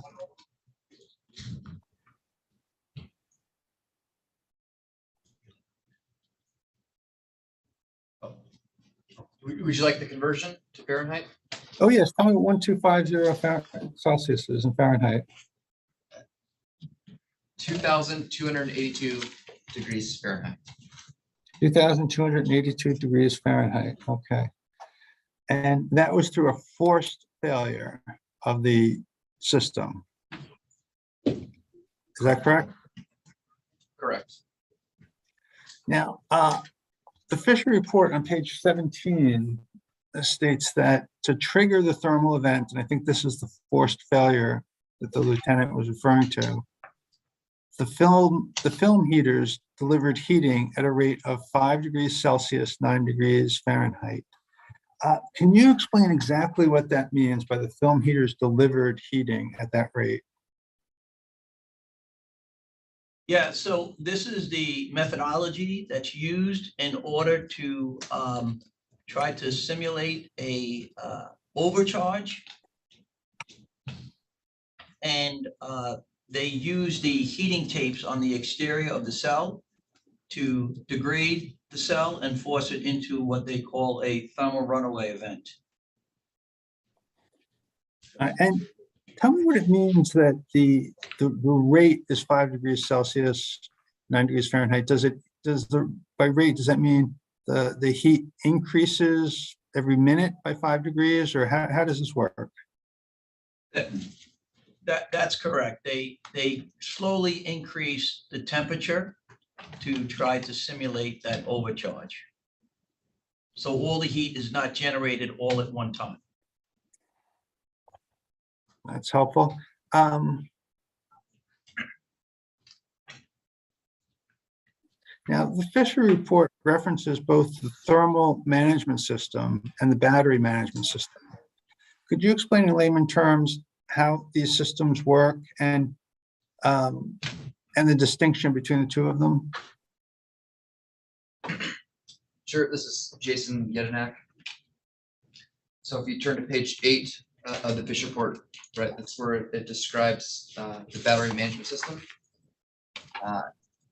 At a higher level, it is a tiered or hierarchical system where there are smaller module level battery management systems looking at each of the cells, looking at the voltage, looking at the current, looking at temperatures within the module. I'm sorry, again, the voltage, what? The current and the temperature of the modules. And so all that data is collected from each of those battery modules and aggregated upward to a main primary BMS system. So the battery management systems are what monitor the health and safety of the system and provide some certain protective functions, such as alarming or disconnecting individual modules. It also can manage request thermal cooling. So getting to the second part of this question, which is the TMS or the thermal management system, that is a centralized system within the BESS enclosure that is cooling the glycol and is being distributed out to each of the modules. The BMS can request additional cooling if there are certain battery modules that are hotter than others. Now you say it cools glycol. Can you tell me what glycol is? It's just to try to normalize this, it's antifreeze, similar to what you have in your engine, where you actually have a loop going around your engine in order to cool your engine when it heats up so it works efficiently. This thing does the exact same thing with the same concept, where it will send that glycol around the area to try to cool and make sure that we continue to cool the product during charging and discharging. Does that help? Oh, it's very helpful. Yes. So the glycol is how you cool the product during, as you say, charging and discharging. And that's the battery management system, or is that the thermal management system dispatches the glycol? the thermal management system is really the pumps, the radiators, the compressors that are controlling and cooling that glycol. The battery management system is what is really controlling and requesting cooling from the TPMS. That's helpful. Now, just in a general sense, how can these systems prevent a runaway thermal event? So the battery management system is your first line of defense of detecting anomaly or even just an abnormal heating of a cell to potentially just disconnect that module so it can actually isolate that module. The worst thing to do is to continue to potentially operate it. So if it is at a point where it is not safe to operate, the BMS will disconnect that. So part of the stress that could be causing the heating could be the charging or discharging operations. So the first action would be to stop charging, discharging. And that can be done to isolate a single module with the remaining system in operation if it is not at a certain severity level. Other things they can do, as I mentioned, are to increase cooling. If there's temperatures of a certain module and a location of the container are getting hotter. I'm sorry. Yeah, I'm sorry. If the temperature is what? The temperature of a module within a BESS unit is hotter than others. For example, theoretically, there could be a module higher up in the system where heat radiates and maybe that module is slightly warmer. That can then address it by requesting additional cooling from the thermal management system to cool down that target module.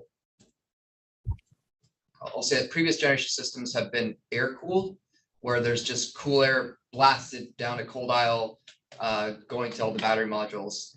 These these liquid cooled systems are very targeted and are much more efficient at extracting energy from the battery cells. Does the glycol, it's a liquid, so it must go through some tubing or something like that, right? It is a plate. Sorry, I just a second. There's certain confidential information that Tesla does not allow to share, so I will try to be descriptive at a higher level. But yes, Okay. there are cooling plates that are near the modules that efficiently extract the heat. And is it just that the cooling plate is placed closer to the modules that are hot? All the battery modules have a cooling plate. They're designed to effectively remove the heat. Okay. So it's designed in a way to evenly distribute the glycol amongst the various cells within a module. Okay, thank you. I'd like to ask a question about stranded energy. EFSB-S-14. I should say the response to EFSB-S-14.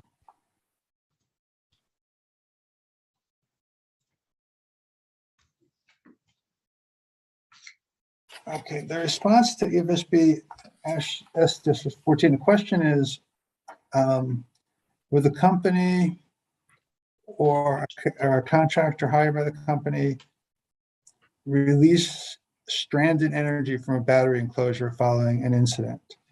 And the answer is that the company would, in collaboration with the fire department and the manufacturer. I'm sorry, that the company would what? In collaboration with the fire department and the manufacturer, retain a contractor to release stranded energy. Okay. Has that contractor been hired? No, it is not. Okay. What's the company's criteria for engaging such a contractor? It would be similar to any contractor that works for the company. We would go out to bid and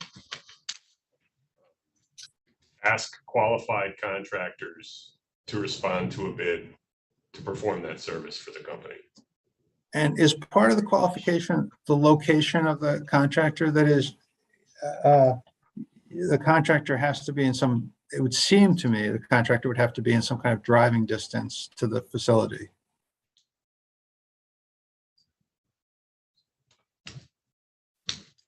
Yeah, so access to the site would be a contributing factor to the selection of the proximity to the site, I should say, would be a contributing factor to the selection of that contractor.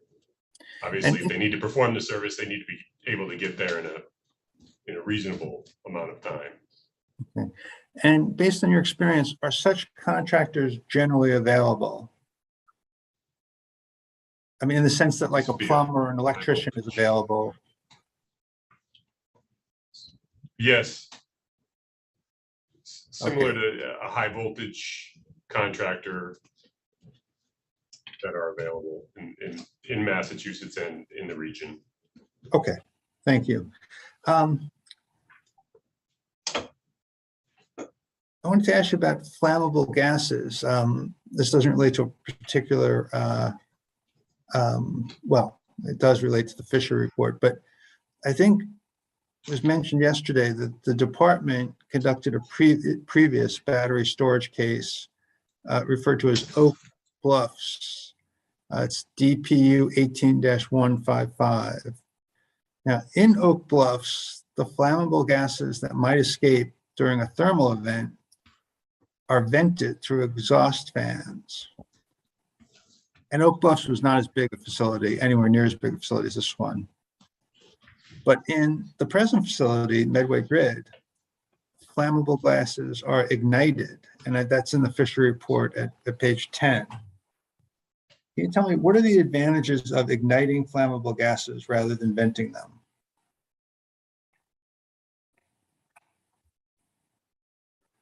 Yeah, so when you ignite flammable gases, you reduce the chances of them, significantly reduce the chances, or pretty much eliminate the buildup of any gases within in the container where they'll be confined. So putting them on fire and burning them off is an accepted practice. Me, from my professional opinion as a firefighter, and other people that I spoke to within my industry in the fire service, we did like that way of handling any type of flammable gases that may be generated in the enclosure itself. In the fire service, when they have a leaking propane tank, instead of it allowing to leak, what they'll do is they'll hook into it and they'll, what they call, flare the remaining gases, so this way it will be consumed. I've done that numerous times when I worked with the New York City Fire Department. Oh, you did? You worked with the New York City Fire Department? Yes. Let me ask you, is your resume in the record? Yes, it is in the record.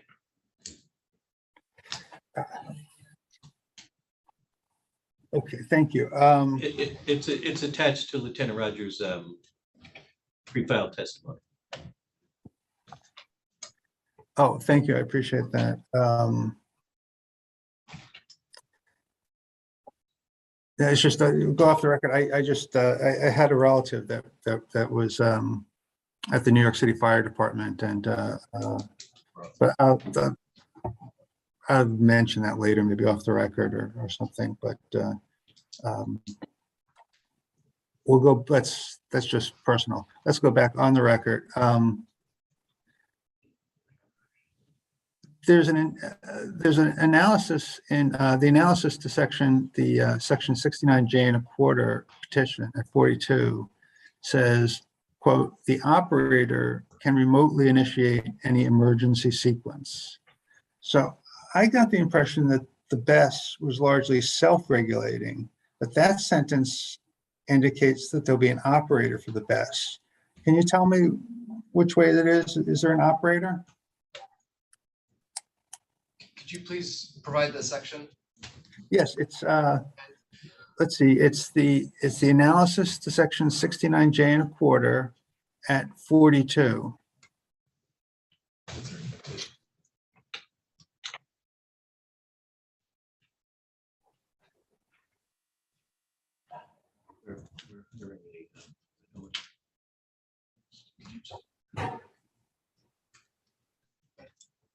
Can you repeat the question, please? Yeah, the analysis states, quote, the operator can remotely initiate any emergency sequence, close quotes. And the question is, I got the impression that the BES was largely self-regulating, but this sentence indicates that there's going to be an operator for the BES. So tell me, is there an operator for the BES? And how does that operator interact with the self-regulating aspects? Yes, there are remote operators. They're monitoring the system 24/7. That there's always self-protection functions. I'm sorry, what was that those get words? self-protection functions and Okay. things that I described previously as part of the BMS that prevent issues from escalating. But there's always the discretion of operators to shut down the system for a variety of reasons outside of battery issues, right? There could be a physical incident at the site. There could be directives from the local utility or ISO New England to shut down facilities. So there are various remote operations that would take place in addition to local safety features functions. And where are these operators physically located? In a bunker building, these control rooms do not have to be in the vicinity of the facility. These are manned stations that are fully certified to operate large generation systems. I'm sorry, these are manned stations that are what? Certified NOx, is it? Network operator. Yeah. Operation centers, yes. I'm just trying to get a sense, would there be one operation center for all of New England or one operation center for the entire East Coast? Or can you give me a sense of No, how? these are, yeah, sorry. So these are, there are multiple private companies that provide these services. So these are generation owners that can either self-perform their service by having their own operation center, or they can, provide services, likely in our case, where we go out through a competitive process and select a company to provide this service. Thank you. Would you please take me through the procedure by which an operator would shut down the BESS? Sure, there can be typically two different routes of shutdown. There could be an emergency shutdown where we would open the breaker, the main breaker to the facility in the substation to kill all power. And that's something that our operator could do. And typically also the local utility has the control in emergency scenarios to disconnect our facility, either by opening their own breaker or our breaker. So that is kind of the quickest operation to remove the facility from the electrical grid. More controlled shutdown, which is still in the matter of seconds, would be to send a stop command to the Tesla control system on site, where it would then shut down the system relatively quickly, and then we could isolate the facility as needed on our medium voltage breakers to remove power to the site. Or leave it with just the system, Tesla system shut off if we wanted to leave the system energized. Thank you. I should note, I got a text here. I'd like to break for lunch. It's about 12:46. I'd like to break for lunch around 1 o'clock. Does anyone, Alan, you've been going for, this is off the record, I beg your pardon, off the record. Alan, you've been going for a long time. Is 1 o'clock acceptable to you? It's A-okay with me. Thank you. Okay. Does anyone need to break before then? Okay, then why don't we just, this is off the record, but I'll try to break at 1 o'clock. If I go over, you can just interrupt me. So let's go back on the record.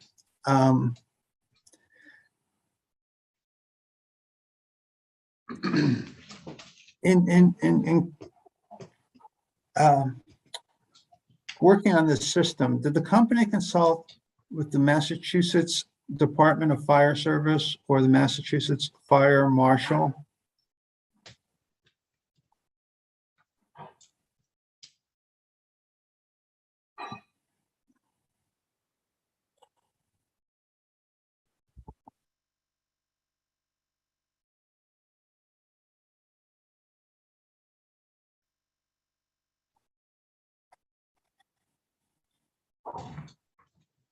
Yeah, so we did consult with the state fire marshal, and they indicated that they would only be involved if asked by the Medway Fire Department.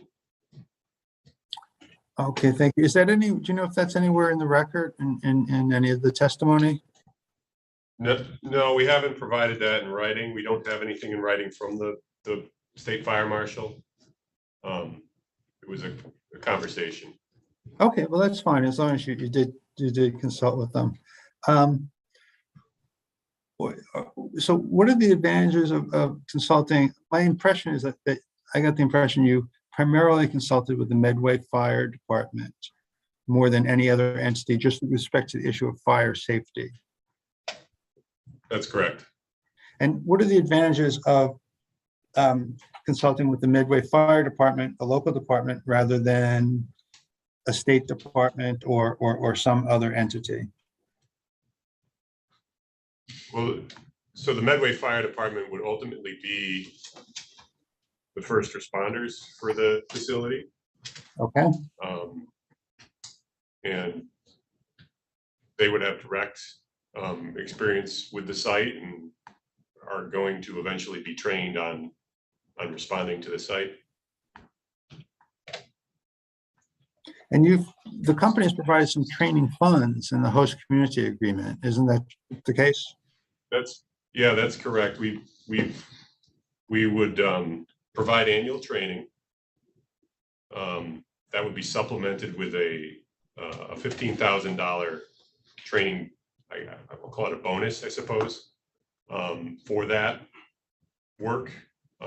In addition to that, we've also provided a $20,000 stipend for equipment that may be identified in the additional training or research that is done by the fire department. And finally, we've also provided funds for a full-time position within the fire department. The funds we're providing are good for the first 4 years of that position. And we've already given them $97,500 for that effort to begin and in hiring that position. So all of those sort of combine to provide the fire department with the necessary tools to perform their the response activities. Thank you. I'd like to address your attention to EFSB-S-13.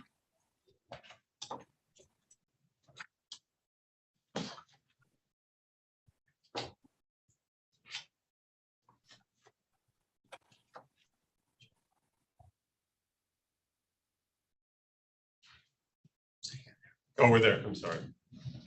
Okay.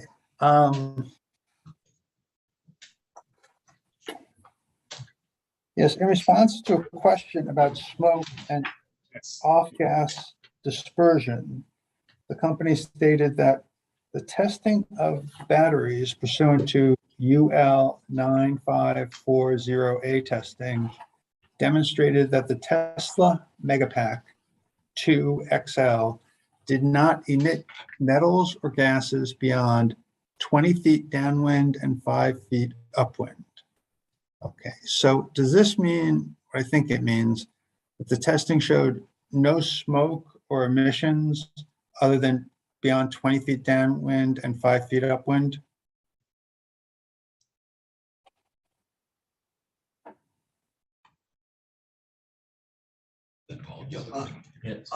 First, I'd like to just make a correction. It should be 5 feet downwind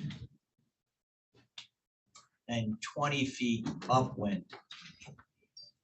That's what the report reflects. Yeah, it's a typo. I'm sorry, that's what the what? The report, the Fisher report reflects. There's an error in the response. Okay. Could I just ask you, and this is really addressed to Mr. Kaplan, could you file a supplemental response to EFSB-S-13 that would correct that error? Yes. Thank you. I appreciate that, Mr. Kaplan, because it's fresh in my mind now, but when I go to write the decision, or when any of us go to write the decision, it'd be better to have the actual document. Thank you. So, all right, beyond this 20 feet one direction and 5 feet the other direction, does that mean there was no smoke beyond that circumference that's described? The report doesn't say that, but for this measurement, but during the 9540A test results, smoke was extremely limited to locations where they had measuring instruments that went into the actual enclosure. So they had to open up the doors in order to get that measurement equipment in there. And there was a little bit of smoke that may have come out of that location. Otherwise, there was no other smoke that was observed. That's very helpful. Thanks for telling me that. In your opinion, could smoke caused by a thermal event affect people living in the residences that are closest to the facilities, if assuming that there were a thermal event and that smoke was generated?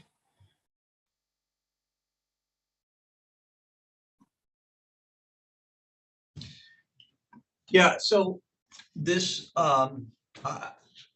we had done a report on a battery failure that took place in Australia. It was known as the VBB, the Victoria Big Battery Failure. And there was smoke generated from that. The worst case scenario that we have seen where wind actually caused more smoke to be pushed out, there was a high wind gust. I only bring that to your attention because we have seen that smoke. There was no injuries to any people around that.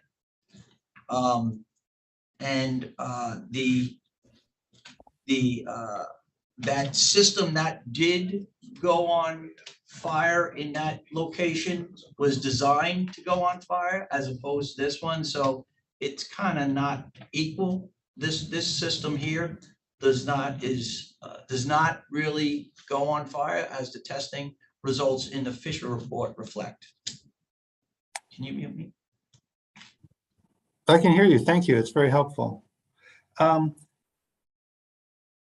But what you were saying was that when you saw this testing done, the testers actually had to open up the best facility in order to measure the smoke. The smoke was sort of confined to the best facility. Is that correct? No. When they are measuring and grabbing data during the UL 9540A unit level testing, they need to put instrumentation inside to get heat release rates and other material for the data. And there's no opening in the enclosure to actually get it in there. So they have doors on the exterior of the enclosure. So when they went to put the wiring through the doors, not to drill through the actual enclosure itself, there was a little bit of gap where the weather seal was broken. In that little bit of gap there, smoke that may have been generated as a result of the test seeped out of that location. Does that make sense? Yes, it does. So the only smoke you saw was smoke that escaped through a hole that had been drilled in the exterior. No, there was no drilling that was done. Just like your regular house, right? You have weather stripping around your door, right? Yes. To keep everything in. If you needed to put something in into the actual house, you may go through the top where you're breaking the seal of that weather strip. Yes. And now you created a gap. I'm trying to normalize it so you understand how it was done. And by the way, for the record, I was not at the testing that took place. This was only in the report that I read through. Okay, so smoke didn't spontaneously, it's during this testing, smoke didn't spontaneously escape from the BESS facility. The only smoke that was observed during the unit level test came through where the instrumentation had broken the seal of the weather stripping. Thank you. It's almost 1 o'clock. Why don't I stop here? I've got just a few other questions, but I can finish them after lunch. Why don't, unless anyone has an objection, why don't we break from 1 o'clock till 2 o'clock, and I'll see you all back here at 2 o'clock. Do we have a picture of that? Thank you. Thank you.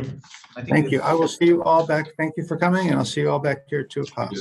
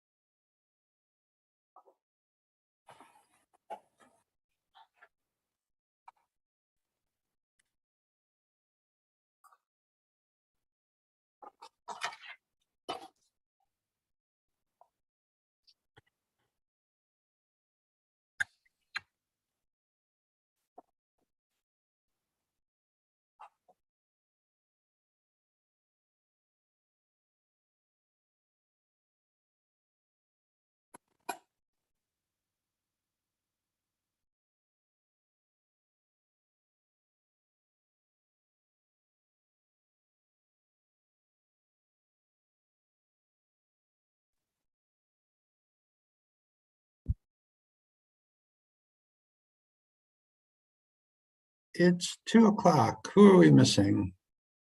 I see Mr. Green and Ms. Evans. I don't know if they're here or not. This is all. Present. Who's present? Andy? Yes, sir. Good. Is Joan present?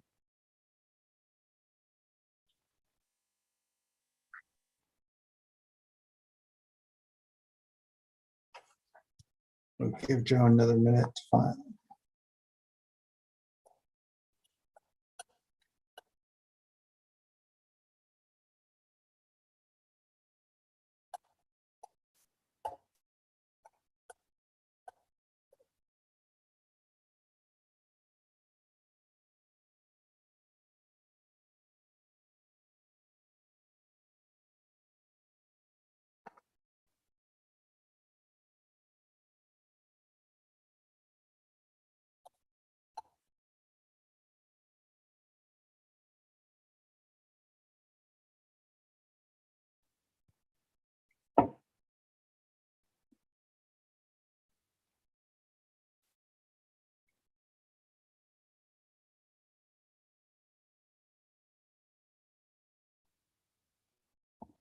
Andy, it's 2 minutes after 2. What would you like to do? Would you like to go forward? Yeah, let's get started. Okay. All right, let's go back on the record. Mr. Kaplan, are all your witnesses back? You're muted, so.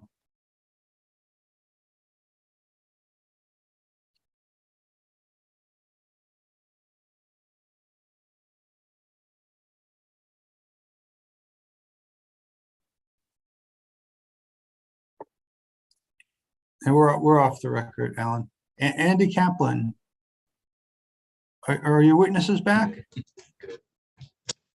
Okay, yes, our witnesses are here. I have two preliminary things. We're off the record still, Yeah. just Okay, so it's so clear. Oh, All right, so why don't we go back on the record? Say, Mr. Kaplan, you were speaking. I have two preliminary things to discuss, if that's okay with you. Sure. Do you want them to be on the record or off the record? Either one. I can, Okay. well, one we'll have to do on the record is my conversation with Dr. Yorkis.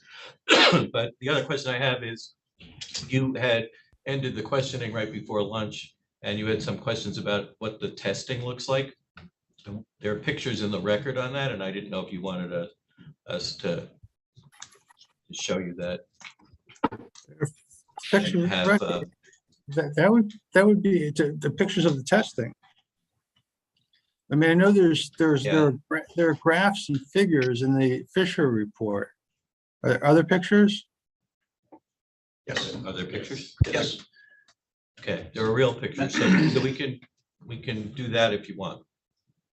That would be helpful. Why don't we start off doing that? And then what was your other issue you wanted to discuss? I just wanted that Dr. Yorkis and I chatted, and my understanding, I believe, he does no longer, I sent him all the pictures that were in the record, and I think he's okay with that. And he said he may just have some questions, but there wasn't a need for him to go and take additional pictures of the site. Dr. Yorkis, can you confirm that? I can confirm that conversation. The photographs that were shared with me were very helpful. I will be making a records request. So. Okay, thank you very much. Mr. Kaplan, you were saying that there's some photographs in the record of the testing. Yes. Would you like to share those? Yes. That'd be great. I would appreciate that very much. Thank you.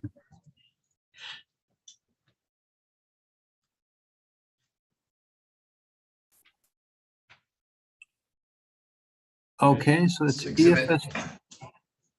Oh, sorry, go ahead. Yeah, please identify what we're looking at right now. Yeah. EFSB -S-5 parens 1. Okay, and tell me what we're looking at. We're on page 22, looking at figure 8. Yeah. And it says post-test photo of initiator location. And That's correct. can anyone tell me what the, it looks like there's something that looks to me like aluminum foil hanging down from the, it looks like I'm looking at the best and there's aluminum foil hanging down from portions of it. That is correct. That would be aluminum foil inside. I'm sorry, who's speaking? Oh, Paul Rogers. Thank you. So that would be aluminum foil that is protecting the wiring for the instrumentation needed for gathering data during the test. As I was trying to explain earlier, how it goes inside the doorway there, creating a gap, if you can see up top there. I'm sorry, how it goes in the doorway there, what? How it goes into the doorway up top.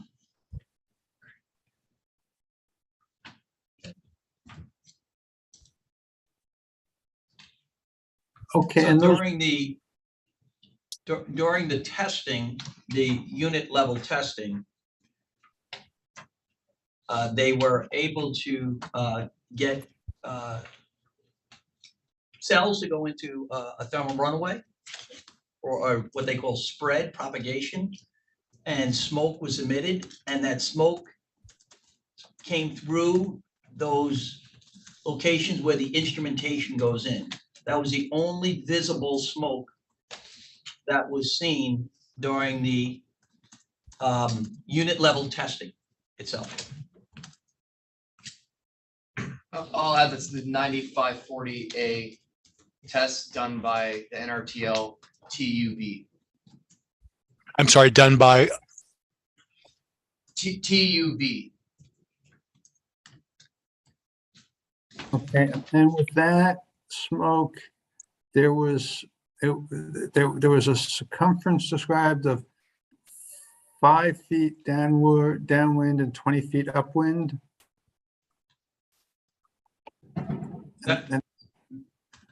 That's correct. There was metering that was done 5 feet downwind, where the wind would actually push it to, 20 feet upwind.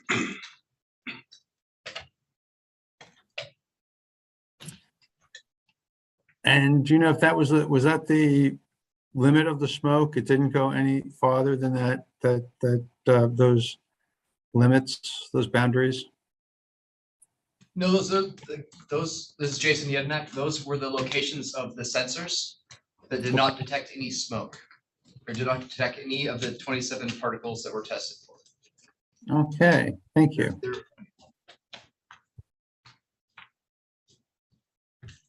That's very helpful. Thank you. I'm glad it's in the record. Is there anything else that you wanted to show me? I'm gonna do the cell test, the show. Issue. I'm just curious if the board has any questions in regards to how the testing is done. And the testing, UL 9540A, is the linchpin of safety for the enclosure itself. Okay, I think that I read the Fisher report and I got a good idea of how the testing was done. If there's anything else you'd like to add, I'd love to hear it. If you have no other questions, I'm okay with that. Okay, good. If we can go on, I'm sorry, Mr. Yorkis. I do have some questions for Mr. Rogers, if that would be okay. Sure, go ahead. You mentioned that gas is burned off earlier. I think that was you. And my question is, how often is the gas burned off and how is it burned off? Yeah, so during the testing, there wasn't enough gas to actually cause any type of fire. But there is a sparker system within the unit itself that is constantly igniting, that if there is an accumulation of gases and it reaches its lower flammable limits, which is the concentration, it will burn that off. Thank you. Well, and that's only during a thermal event, not, you said constantly. They're spark. always on, yeah. Yes, that would only be in a failure event if gases were emitted. That's not during normal operations, but those sparkers will stay on during normal operations. At all times, they stay on, regardless of whether it's normal or abnormal operations. Thank you. What are the impacts of burning off the gases on air quality?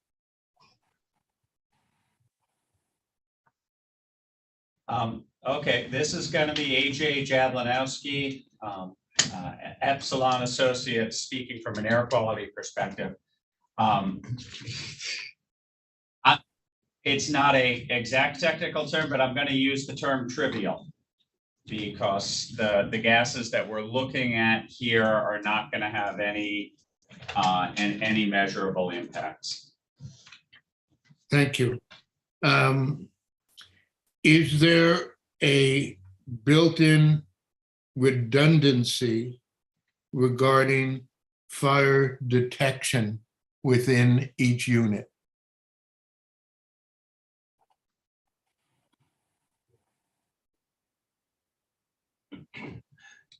So I'll start off and maybe my colleagues can add in. The first line of detection would be through the BMS.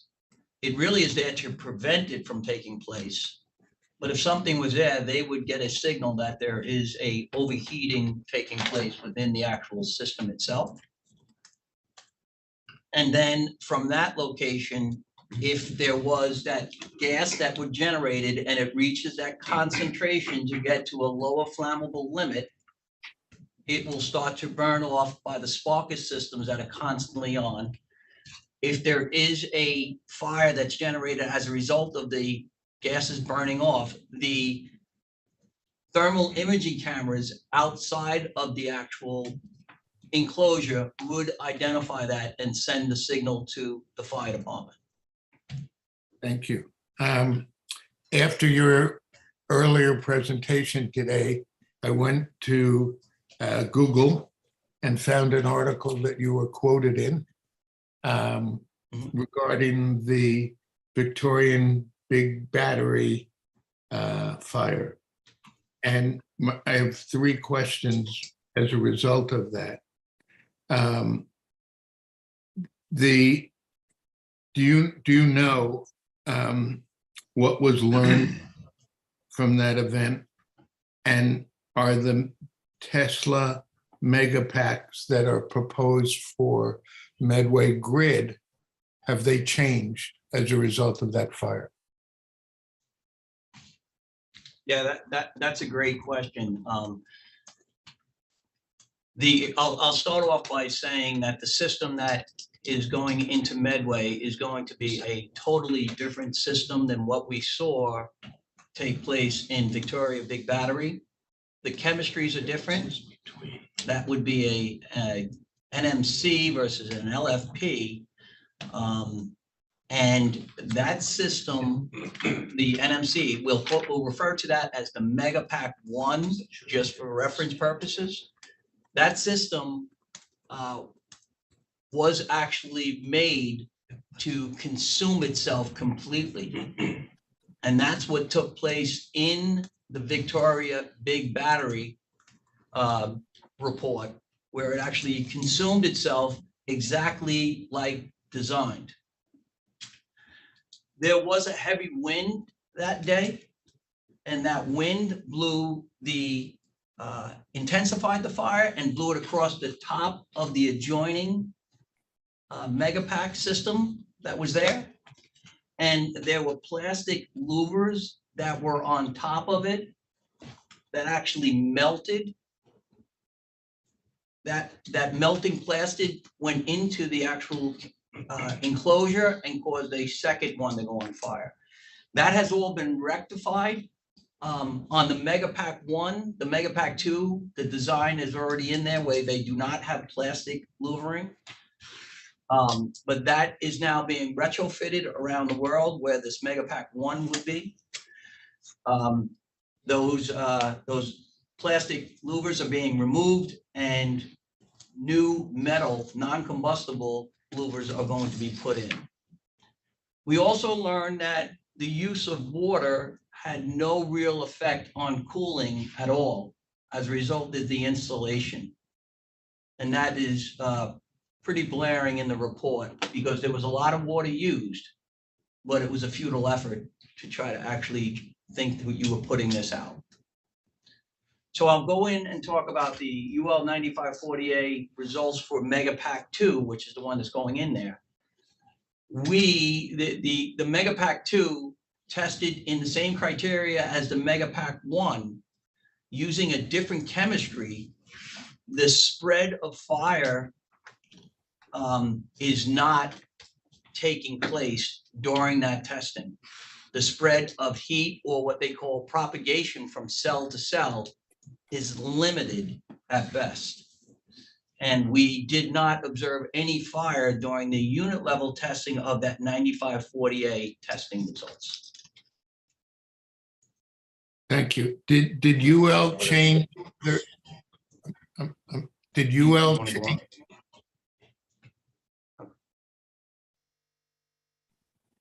I'm sorry, Mr. Yerkes, I don't quite understand your question. Well, I thought Mr. Rogers was trying to say. That's my. Yeah, so Dr. Yorkes, if you'd like, we can put up a comparison of the Megapack 1 versus the Megapack 2, so you can see the differences that have taken place with the new model of this Megapack. Would that That'd be very helpful if you could do that. Sure. Be very helpful.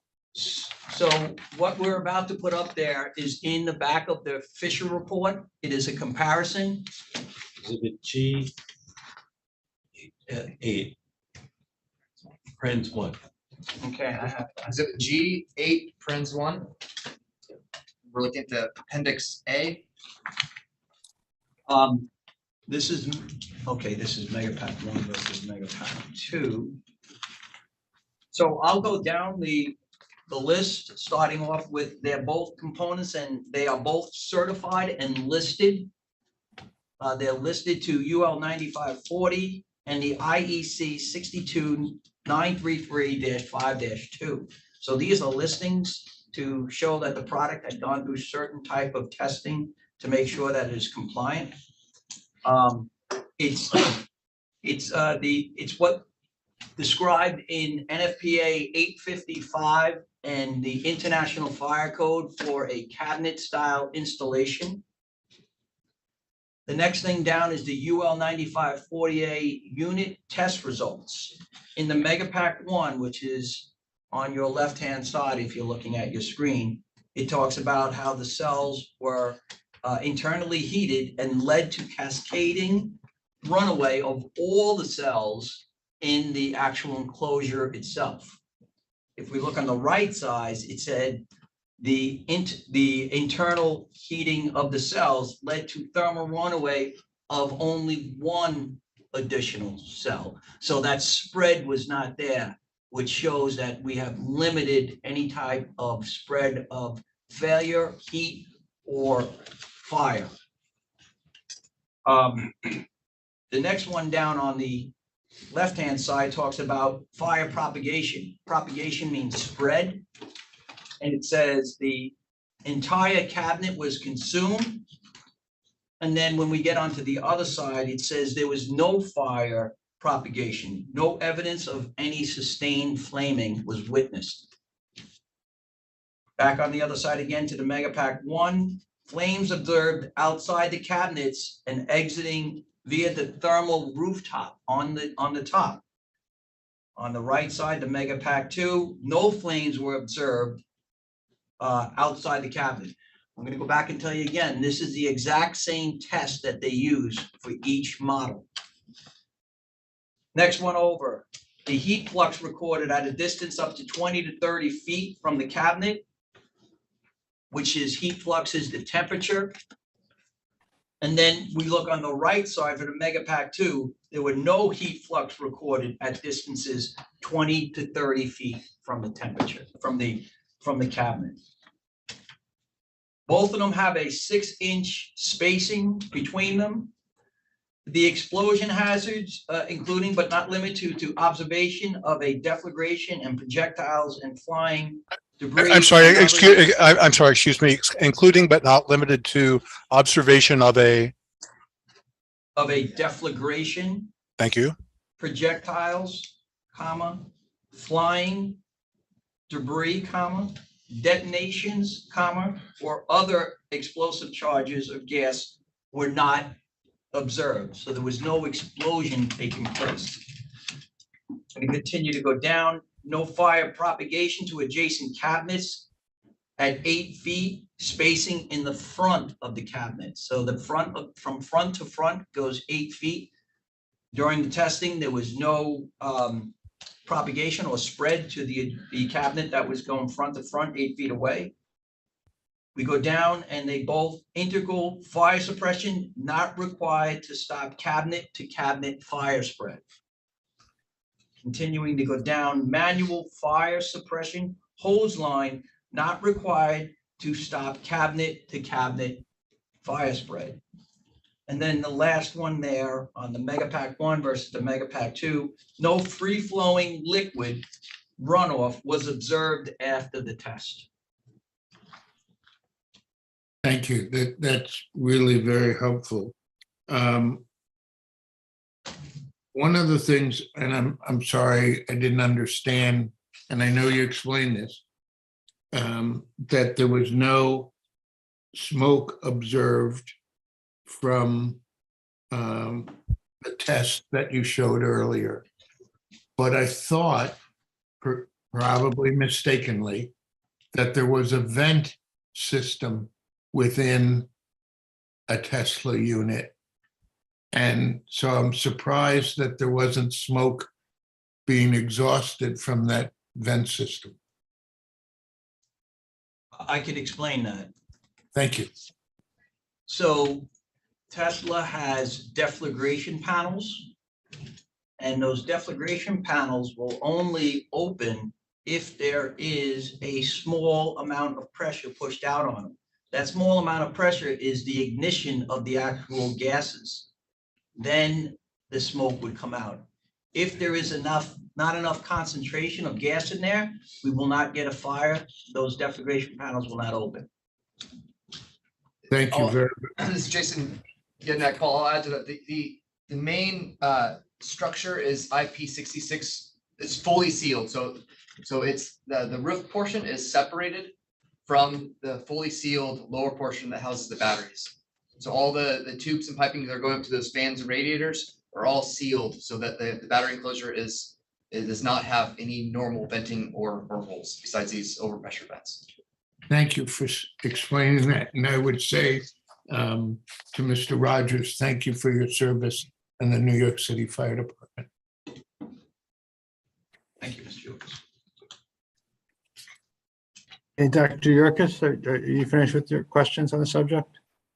On that subject, yes. Very good. I just have one more question. It's not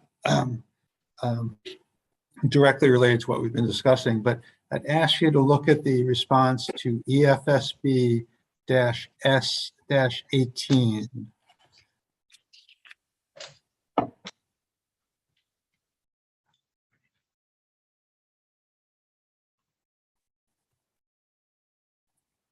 This is Jason Yednak. I'm ready. Okay, thank you, sir. Now, there's a reference in the answer to, quote, IEEE 693-2018, 693-2018. Can you tell me what that reference is?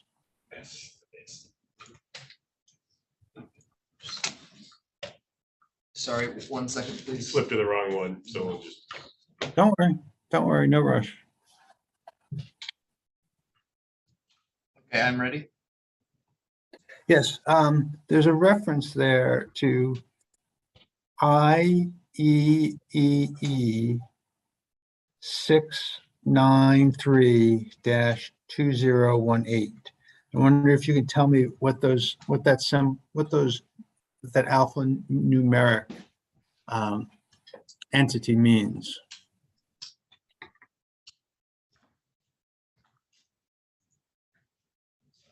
One second, I want to make sure I don't mess this up. IEEE is also referred to as IEEE. It is the Institute of Electrical and Electronics Engineers. It's a professional association and consensus standards body.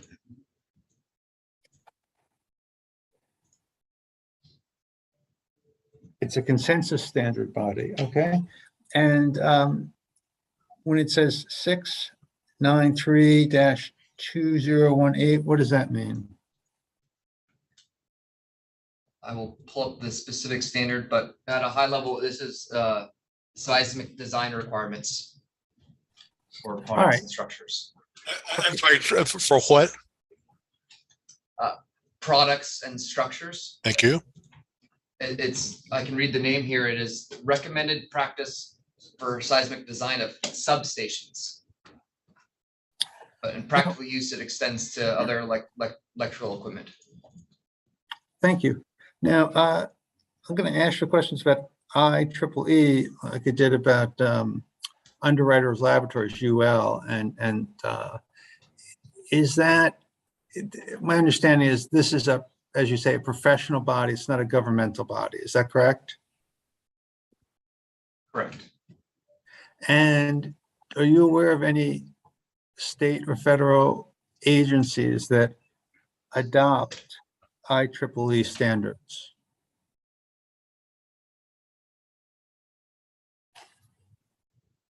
Yes. I also included a reference to ICC, the International Code Council, which also has similar requirements that is also adopted by states and local jurisdictions.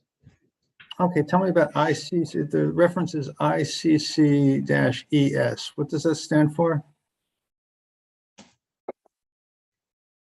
International Code. Yes, the International Code Council, and let me bring up the specific title.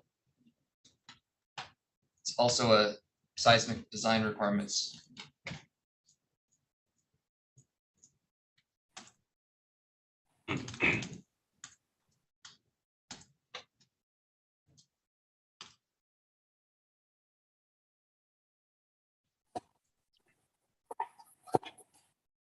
The title of ICC-ES-AC 156 is Acceptance Criteria for Seismic Certification by Shake Table Testing of Non-Structural Components.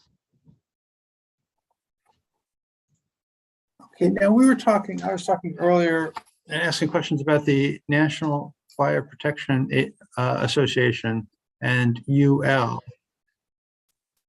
And I want to ask the same questions about IEEE and ICC. Are they widely used in the industry? Are those standards widely used in the industry? Yes. Now, are you aware of any specific governmental agency that's adopted standards from either of those entities?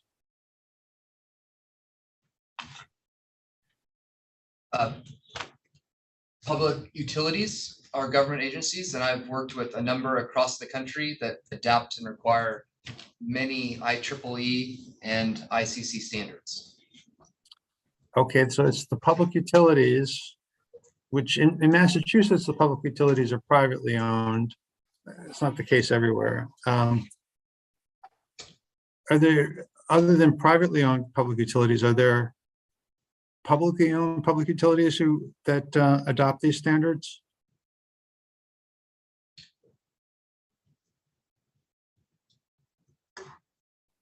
I'd have to get back to you on that. I do know that certain NERC and FERC requirements, as it pertains to the bulk electric grid, require or reference IEEE and ICC standards. Okay, so NERC and FERC refer to IEEE and ICC standards. And I'd have to get back to you on specifics. Okay, but that may be enough. I mean, are they, in your opinion, are they are they a widespread standard used in the industry? Yes. All right. That is, I don't think, I'm not going to ask for a record request. I think that you're giving me enough information. That's the end of my questions for today.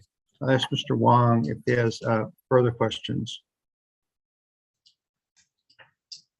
I might have a couple, but I'm wondering if Dr. Yorkis also has questions. I wanted to see if I could key into some things I'm listening to from both of your questions. Dr. Yorkis? Sure. First of all, thank you. Is the chemistry that is being proposed for Medway Grid's project, and I'm being very specific according to what I have read, is it prismatic lithium iron phosphate? Is that the chemistry that's being proposed?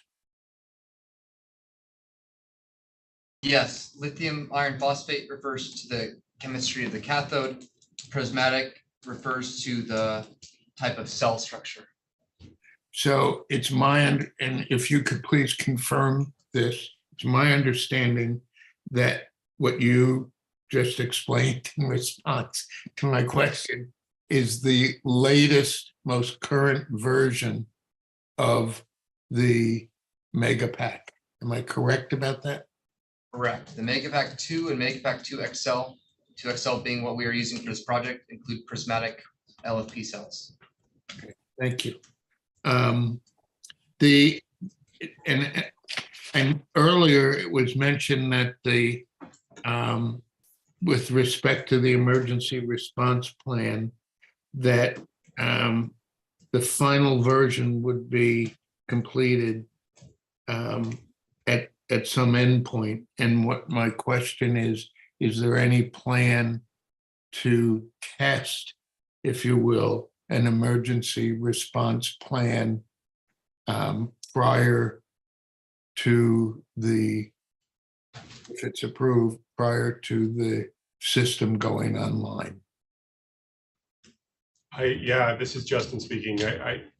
That's a good idea. And I think having a mock drill would be helpful. But in the end, we would defer to the fire department on what they felt they needed to feel prepared. And I can add, this is Jason, I can add to that, for other sites, it's very typical to do multiple site walks with them. So as we complete construction of the site and before we are commercially operational, and as we are finalizing emergency response plans, we will do site walks as part of the training to get some familiarization, including also, this is also maybe obvious, but testing of all the alarms and the communications from the fire panel to the fire department. Thank you for your responses, gentlemen. How is it possible to have that memorialized, that would happen? It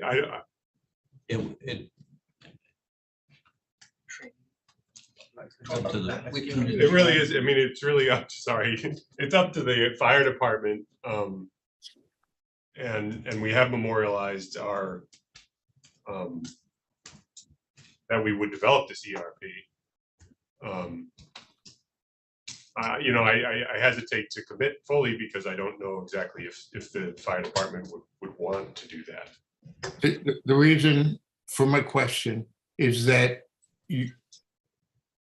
the firm has more experience with these systems across the board than our fire department.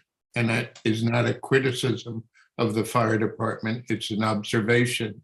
And I think if it were possible for the firm to exercise leadership, that would be helpful for the community. Okay. We'll do that. Yeah, so we would. That's not a question. I'm sorry. Yeah, and also to be clear, it wouldn't be a community-wide emergency response scenario, it would be a fire department I understand. focused emergency response. But the company can commit to including that in part of their training for the fire department, which would occur annually.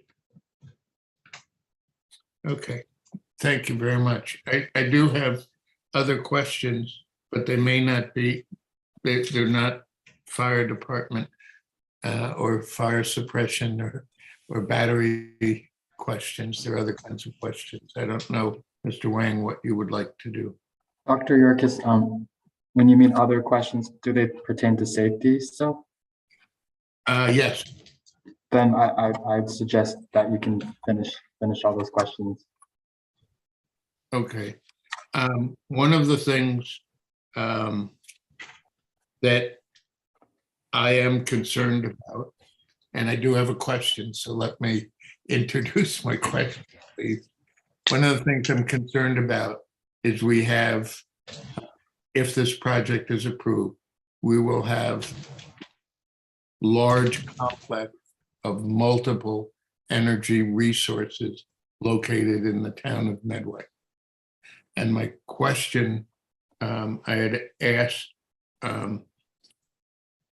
that was asked earlier, was relative to safety in terms of not fire, but in terms of the police department and planning for security of the facility. And the response was that that would be done in cooperation with the Medway Police Department. And my question to the applicant is it possible for the applicant to broaden the security evaluation for the site to include other appropriate law enforcement agencies in an effort to ensure that the greatest possible security, the most appropriate, most effective security system is installed? And I put that in the context of so far 8 different occurrences across the nation of people attacking the electrical grid. And who So I think didn't they implement a number of rules? Or they're working on. I'm sorry, are we on the record? I can't. We're on the record. Yes, I can't hear what people are saying either. Could we begin the response to that from the front, start from the top? Yes. Well, I guess my first would be a question back to Mr. Yorkis or Dr. Yorkis. What other agencies, Paul? What other agencies did you have in mind beyond the Medway Fire? Well, the Medway Police Department. Medway Police. I'm sorry, Medway Police. And I'm not trying, being very serious with you. The Department of Homeland Security and the FBI. They may have technical resources that would be helpful in planning security for this facility. And yeah, so FERC does have a series of guidelines that they have in place and are continually developing, and we would comply with the FERC protocols as they define them.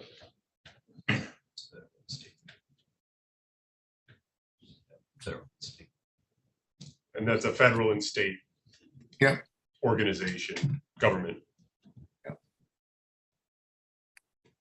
Thank you. I think long-term, that's very important. So thank you for allowing me to ask the question, and thank you for your response.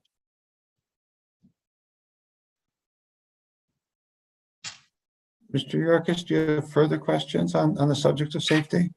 On safety, no. Let me just check. Bear with me for a moment, please. I do have if it's possible at some point in time, I do have a couple of environmental related questions, but I can hold off on them. Okay, Mr. Wong, do you want to continue your questioning? Sure, yes, I'll ask my questions and then we can hear from Dr. Yorkis on his environmental. I think he'd mentioned earlier also a new record request that he is going to put forward. But really quickly, I think earlier in response to Mr. Shea's questions on fire detection, there was some conversation about thermal imaging cameras. And I think Lieutenant Rogers had made the statement that to the effect that thermal imaging cameras could possibly prevent the scenario of false fire alarms. I just wanted some more clarity on that, if you could just describe why that would be the case. Thank you, Mr. Wang. If I used the word prevent, I was entirely wrong. It should have been identify that there's an event. That will not prevent an incident from taking place. It will just identify that something has taken place and then send a signal. Thank you. I think that I might have misspoke. Maybe I think I heard prevent false alarms. I did mention that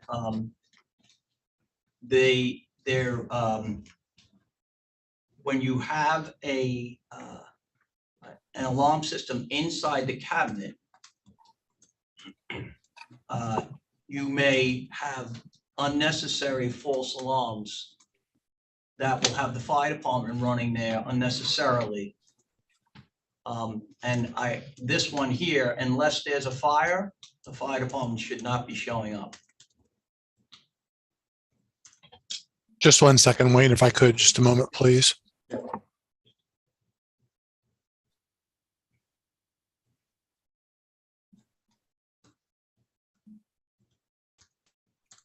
Okay, thank you. Yep, no problem. So Lieutenant Rogers, I appreciate your answer, and I'm sorry, I'm just gonna drill down a little more from my understanding.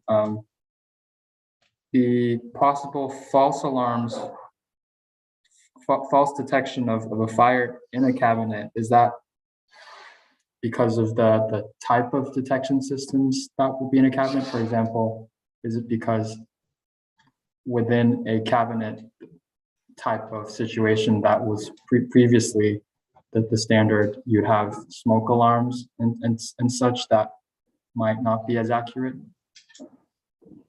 Yeah. Well, first, let me clarify that there is no room in there to put smoke detectors in there. It is actually not required in the code that they do that. So the code does not require that. In my professional experience, I've gone to numerous false alarms, and when we were examining plans coming into the city of New York, one of the big things we were concerned about with the fire alarms was excessive, we call them nuisance fire alarms. When you send a full complement of engines and trucks to a false alarm, you just created a gap and a hole in the fire coverage area. So it's important that we make sure that if the fire department's going there, there's something going on. I appreciate your response. Yep. So again, also my professional experience, the sensors such as smoke sensors detect particles in the air, and so dust ingress into the enclosure, particularly around when there's maintenance. I'm sorry. And so dust what? Dust ingression into the battery enclosures when the doors are opened or when a seal is compromised can cause a false alarm from a smoke detector. There's also calibration required for the gas sensors. And as the sensors are no longer accurate, you can get false alarms from the gas sensor when there is indeed no gas present. So just want to speak to past experience with these type of systems. Thank you. I appreciate both of your answers. I think I got what I was looking for. I just to sum up maybe the motive, and then you could correct your response if you don't think your answered my question, which was I was more just trying to understand fundamentally why a thermal camera setup that's being suggested here would lead to less problems of false alarms. And I think I can sort of see where the answer is through your testimony just now. Would you like to sum up your testimony, or that's okay? I can add one bit of information as well, is that the thermal imaging system is completely separate and independent from the Tesla battery systems. So there is a level of isolation there that is helpful for the reliability of the system. So if there is a loss of communications with a unit that is is going through a thermal runaway event, we have an independent system that can monitor and provide data information to the fire department throughout the event. So the independence of the fire panel system is important. Thank you. I had one more question based off of earlier testimony. So this morning I talked a little bit about, well, I asked a question about the control center and the and the location of it. And then subsequently, my colleague had questions about a monitoring situation from an operations standpoint. I was wondering if these were the same or were they separate? Are the control centers that I asked about earlier the same as these operation centers that might be in multiple different locations? Yes, they are the same. Thank you.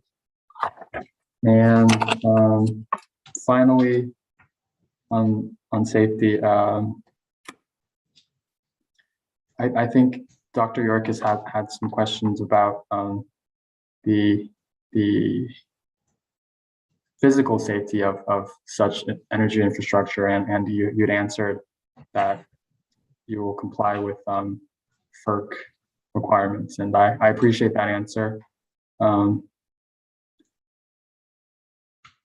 I also appreciate that, given the recentness of the incidents that Dr. York has had brought up with regard to individuals shooting at substations. I'm wondering if there's any if you could give some clarity, if it exists, on what FERC might be suggesting to protect against such security incidents. If there is anything, or if they're still working on it, you can say that as well. Yeah, they are still working on it, and we would be notified of any requirements prior to operation. Thank you. Mr. Shea, I had a question on cumulative health impacts. I was wondering if it's a good time to ask now or to wait till later. I think it would be a good time because that's one of the topics that we have listed for today. Okay. So this is just one question for the panel. I looked at the company's response to EFSB-G-27. And I'll give you some time to get to that response if you would like. Yes, we're there. Yep. I'm getting there, sorry. Okay, so I might be misreading this or not. Just please let me know. So according to the response, all cancer data in Medway were within the expected range, except for non-Hodgkin's lymphoma. And finally, the company concludes towards the end of the response that the Medway area is generally similar to the rest of Commonwealth with regard to health data. My question is simply, is there any significance to the particular result of the non-Hodgkin's lymphoma numbers with regard to your summation of the health impacts? This is Mark Bergeron. I actually have no knowledge of the reason for why there's an elevated incidence of non-Hodgkin's lymphoma in the town of Medway. Just was merely reporting the information that we received from the Department of Public Health, Environmental Public Health Tracking Program that was included with the response to that information request. Thank you, Mr. Bergeron. I guess the reason why I'm asking this is if it's not within the expected range, then, well, I mean, maybe it's because this conclusion is over an aggregate of all indicators. But my question, I guess, is if one indicator is out of the expected range, does that then lead to the conclusion that the situation is generally similar to the rest of the Commonwealth? Well, our conclusion regarding the remainder of the Commonwealth, if you look at the information provided, there are a number of different types of cancer that the state tracks and reports on. So a majority of, or excuse me, the remainder of the types of cancer reported in the health tracking tool are either at state average or below state average. So our conclusion that generally Medway is below indicates that the majority of cancers the state tracks show that Medway was at or below, again, with the exception of non-Hodgkin's lymphoma. Thank you, Mr. Bergeron. Mr. Shea, I'm done. I think it's up to Dr. Yorkis to finish his environmental questions now. Go ahead, Dr. Yorkis. Thank you very much. I've got a question related to MEP 42 and to EFSB MF-1. In terms of MEP 42, it indicates that the response indicated that battery energy system will recharge 24 hours a day, 7 days a week. And Dr. Kotz yesterday indicated in his testimony in the document that it would be limited to 2 hours per day in EFSB MF-1. And it would be helpful if somebody could explain how those two responses relate to one another. Yeah, this is Justin speaking. That the response is perhaps a bit misleading. The battery energy system will have the ability to recharge 24 hours a day, 7 days a week. In our response, we were, I guess, addressing the notion that there would be some restrictions overnight as to operating, 25% of the plant at any given time. So there's a word missing in the response. I think that would make it more clear. Would it be possible to amend the response? Yes.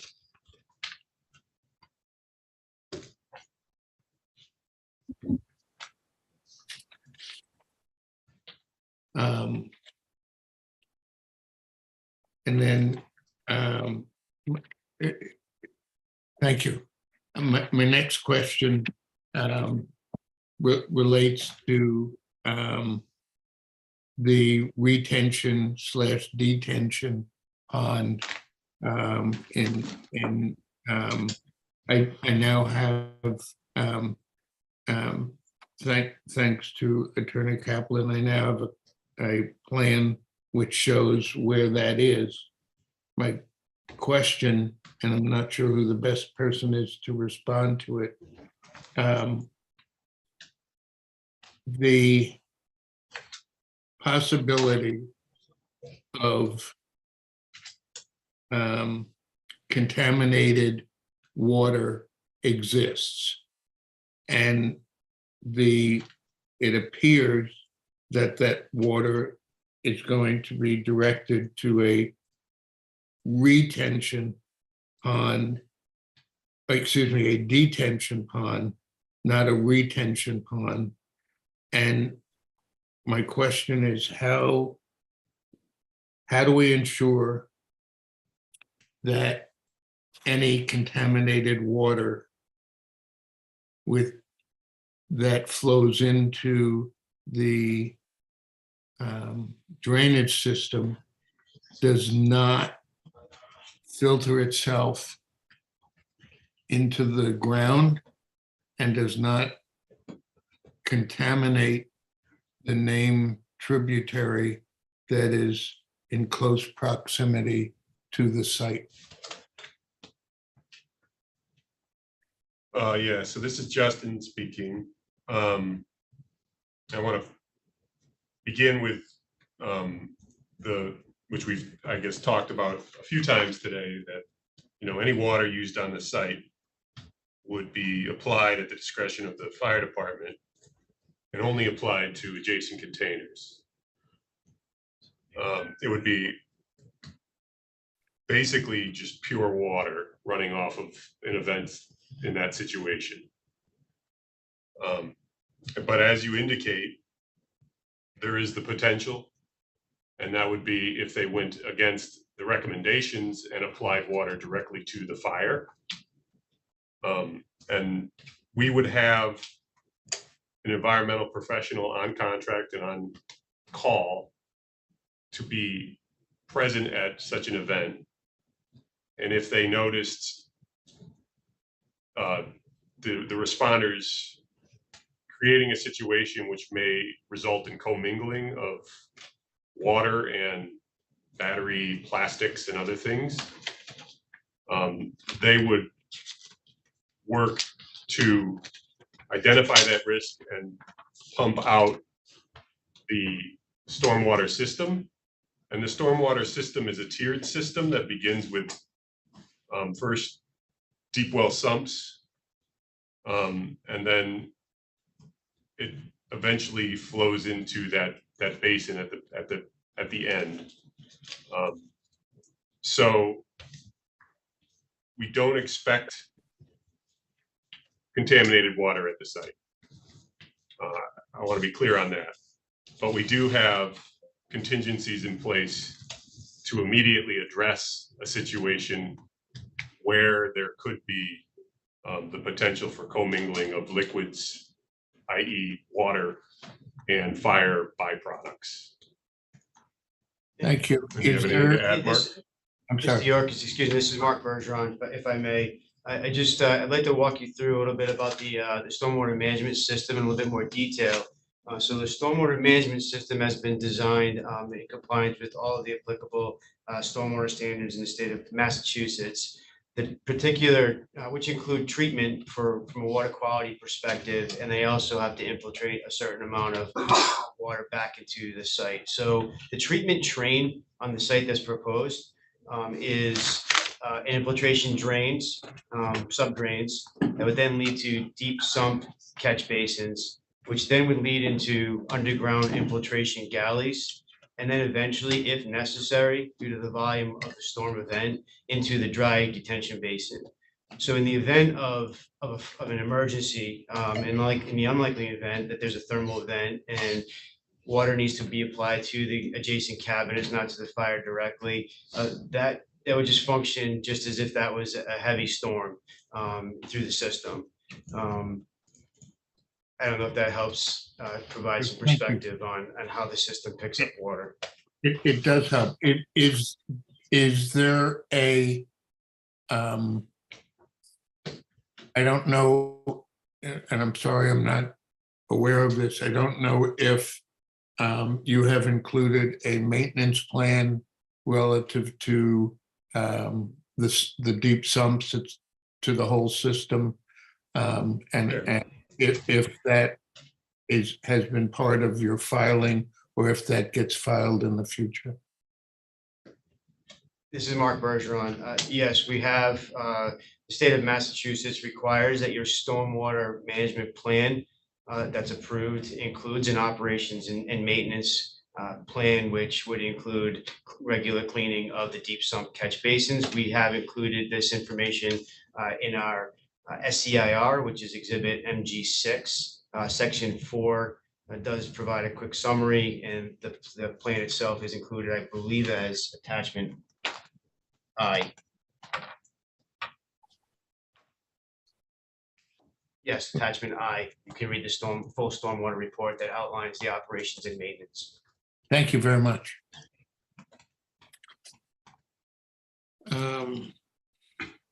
And then I've got just a few more questions, if I may, Mr. Shea. Sure, go ahead, sir. There has been discussion about, I'm going to call it energy efficiency of best batteries. And it would be very helpful if, in layman's terms, I use Mr. Shea's phrase, if you could explain how much energy is consumed in the process of storing energy in the batteries and then releasing energy from the batteries. Sure. This is Jason Yedinan responding. The process of storing energy results in heat. So there are certain losses associated with that heat production. There are losses, electrical losses through the transformers and the cables going to the batteries themselves that are on the order of 1 to 2% in that range. Then once that energy goes through the power conversion systems that convert it from the AC 60 hertz frequency of the grid to the DC. I'm sorry, that convert from, I'm sorry, once that energy goes through the power conversion systems, that what?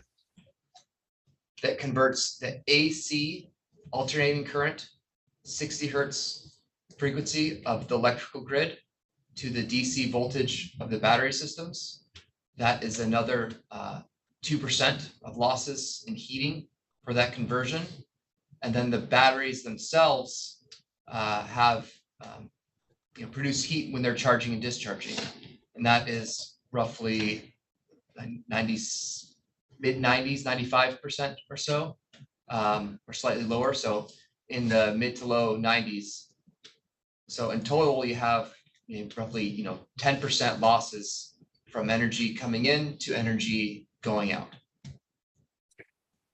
Thank you very much. I'll have the opportunity to explain that to my wife tonight.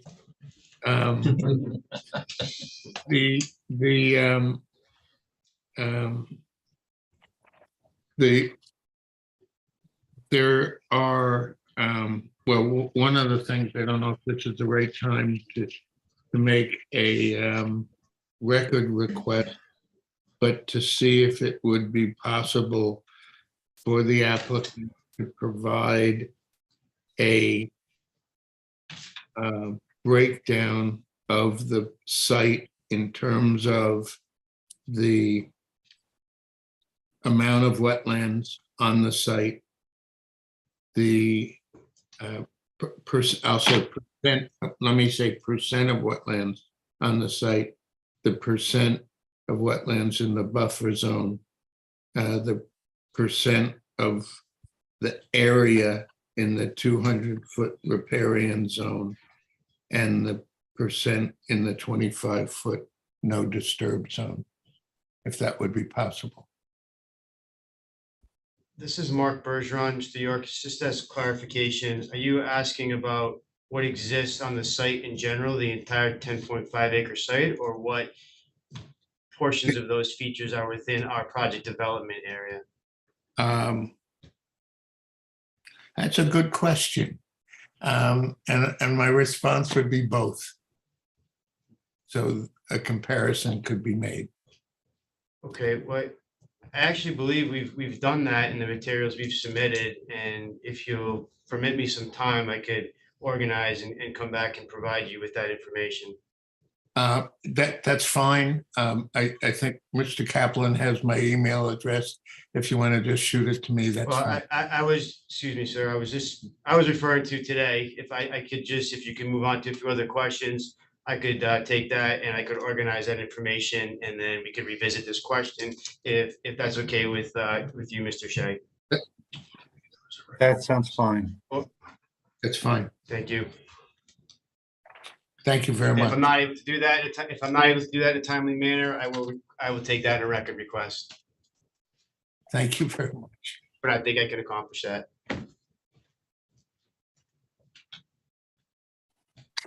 I believe it or not, I think I'm done with questions for today.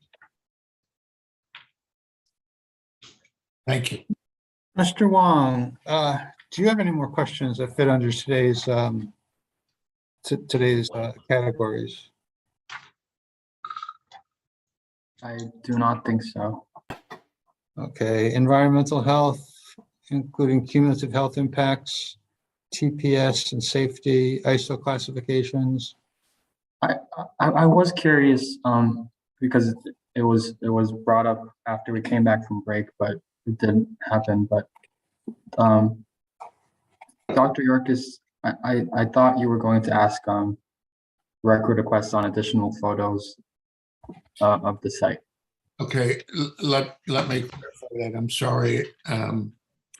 I did have the opportunity to talk with Attorney Kaplan. He provided me what I was looking for, so I'm fine. Thank you. Thank you. Is that what Mr. Kaplan provided you? Is that in the record? Mr. Kaplan? Yes, it's exhibit MG6, attachment C. So it's already in the record. There's no need to. Yes. It's the documents that we referred to this morning. Okay, I just thank sent them in one packet to Dr. Yorkis. Thank you. I have just a practical question. It's, I don't know if it's, but I remember, I believe the testimony has been that the fans will operate at a maximum of 30% during the daytime and 20% during the nighttime. Do I have that correctly understood? Yeah, that's correct. Okay, just so I can get an understanding of the project, what's the purpose of having some, such a large fan capacity if you're not going to run it? It's based on the climate that the batteries are put into, and they can be put in Western Australia where it's 105 every day, or Massachusetts where it's 80. Okay, that's very helpful. Also, I remember hearing that the plant operates at 25% capacity at any time. Is that correct? That doesn't sound correct. It would be limited to, as we've described in our noise analysis, one solution to complying with the Mass DEP noise policy would be to only operate the plant at 25%. over the nighttime hours. In other Okay. words, just operating less batteries. And there's no commitment to operating at 25% during the day. There's no need, and we wouldn't do that unless, unless we needed to, which we will, Okay. which we don't. Thank you for clearing that up. I don't have any more questions. I should ask my other colleagues, our general counsel, Ms. Foster Evans, do you have questions? I am all set for today. Thank you. Mr. Administrator, Mr. Green, do you have any questions? I'm all set, and I am not an administrator. Director, Director. Excuse me. Doctor. Thank you, Mr. Kaplan. Mr. Kaler, do you have any questions? No, I do not. Thank you. All right, well then, unless there's any objection, I would suggest we terminate the hearings for the day and. So Mr. Shea, I'm sorry to interrupt, but Mr. Bergeron has the responses that we talked about for Dr. Yorkis. Okay, So let can me you turn just over read them into- let me turn the floor over to Mr. Bergeron.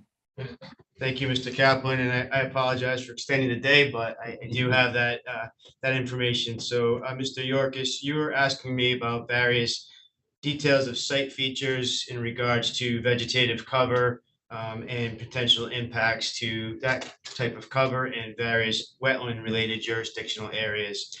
I refer you to Table 1-1 of MG6, Exhibit MG6, which is our single environmental impact report that we filed with MIPA. Table 1-1 identifies that the total site acreage is 10.6 acres. Currently, there's 0.85 acres of existing impervious surface on the site associated with single-family residence and the auto repair facility.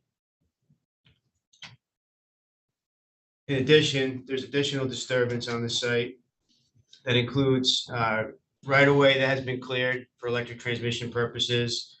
Also, areas cleared and developed as part of the auto facility and residences totaling 3.60 acres. This is terrific. Thank you. Yeah. Very helpful. So thank you. I actually have the rest of the numbers you're looking for. With regards to total amount of wetlands on the site, I'll refer you to figure 5-1 of that same exhibit. And table 5-4. There's approximately 1.1 acres of forested wetland on the 10.6 acre project site. We will have no impacts directly to that vegetated wetland area.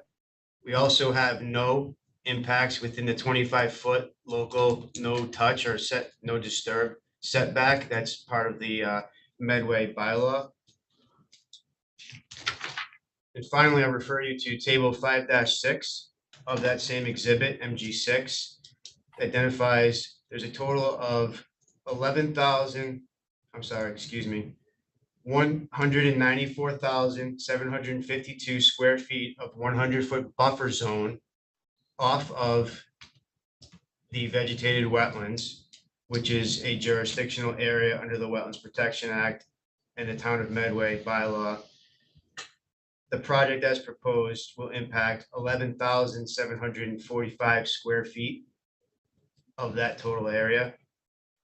And finally, there's a total of 198,700 square feet of 200-foot riverfront area on the project site. This riverfront area is associated with Center Brook, which is located off of our project site. And we have a proposed area of impact in the 200-foot riverfront area of 17,880 square feet, which is roughly 9% of the total riverfront area on the project site, which is below, or which actually meets applicable performance standards set forth in the Wetlands Protection Act for work proposed in that resource area. Thank you very much. I really appreciate it. You're welcome. I also would like to thank Ms. Evans for her suggestion this morning. Saved a lot of time and a lot of work. So thank you. Glad that worked out for you.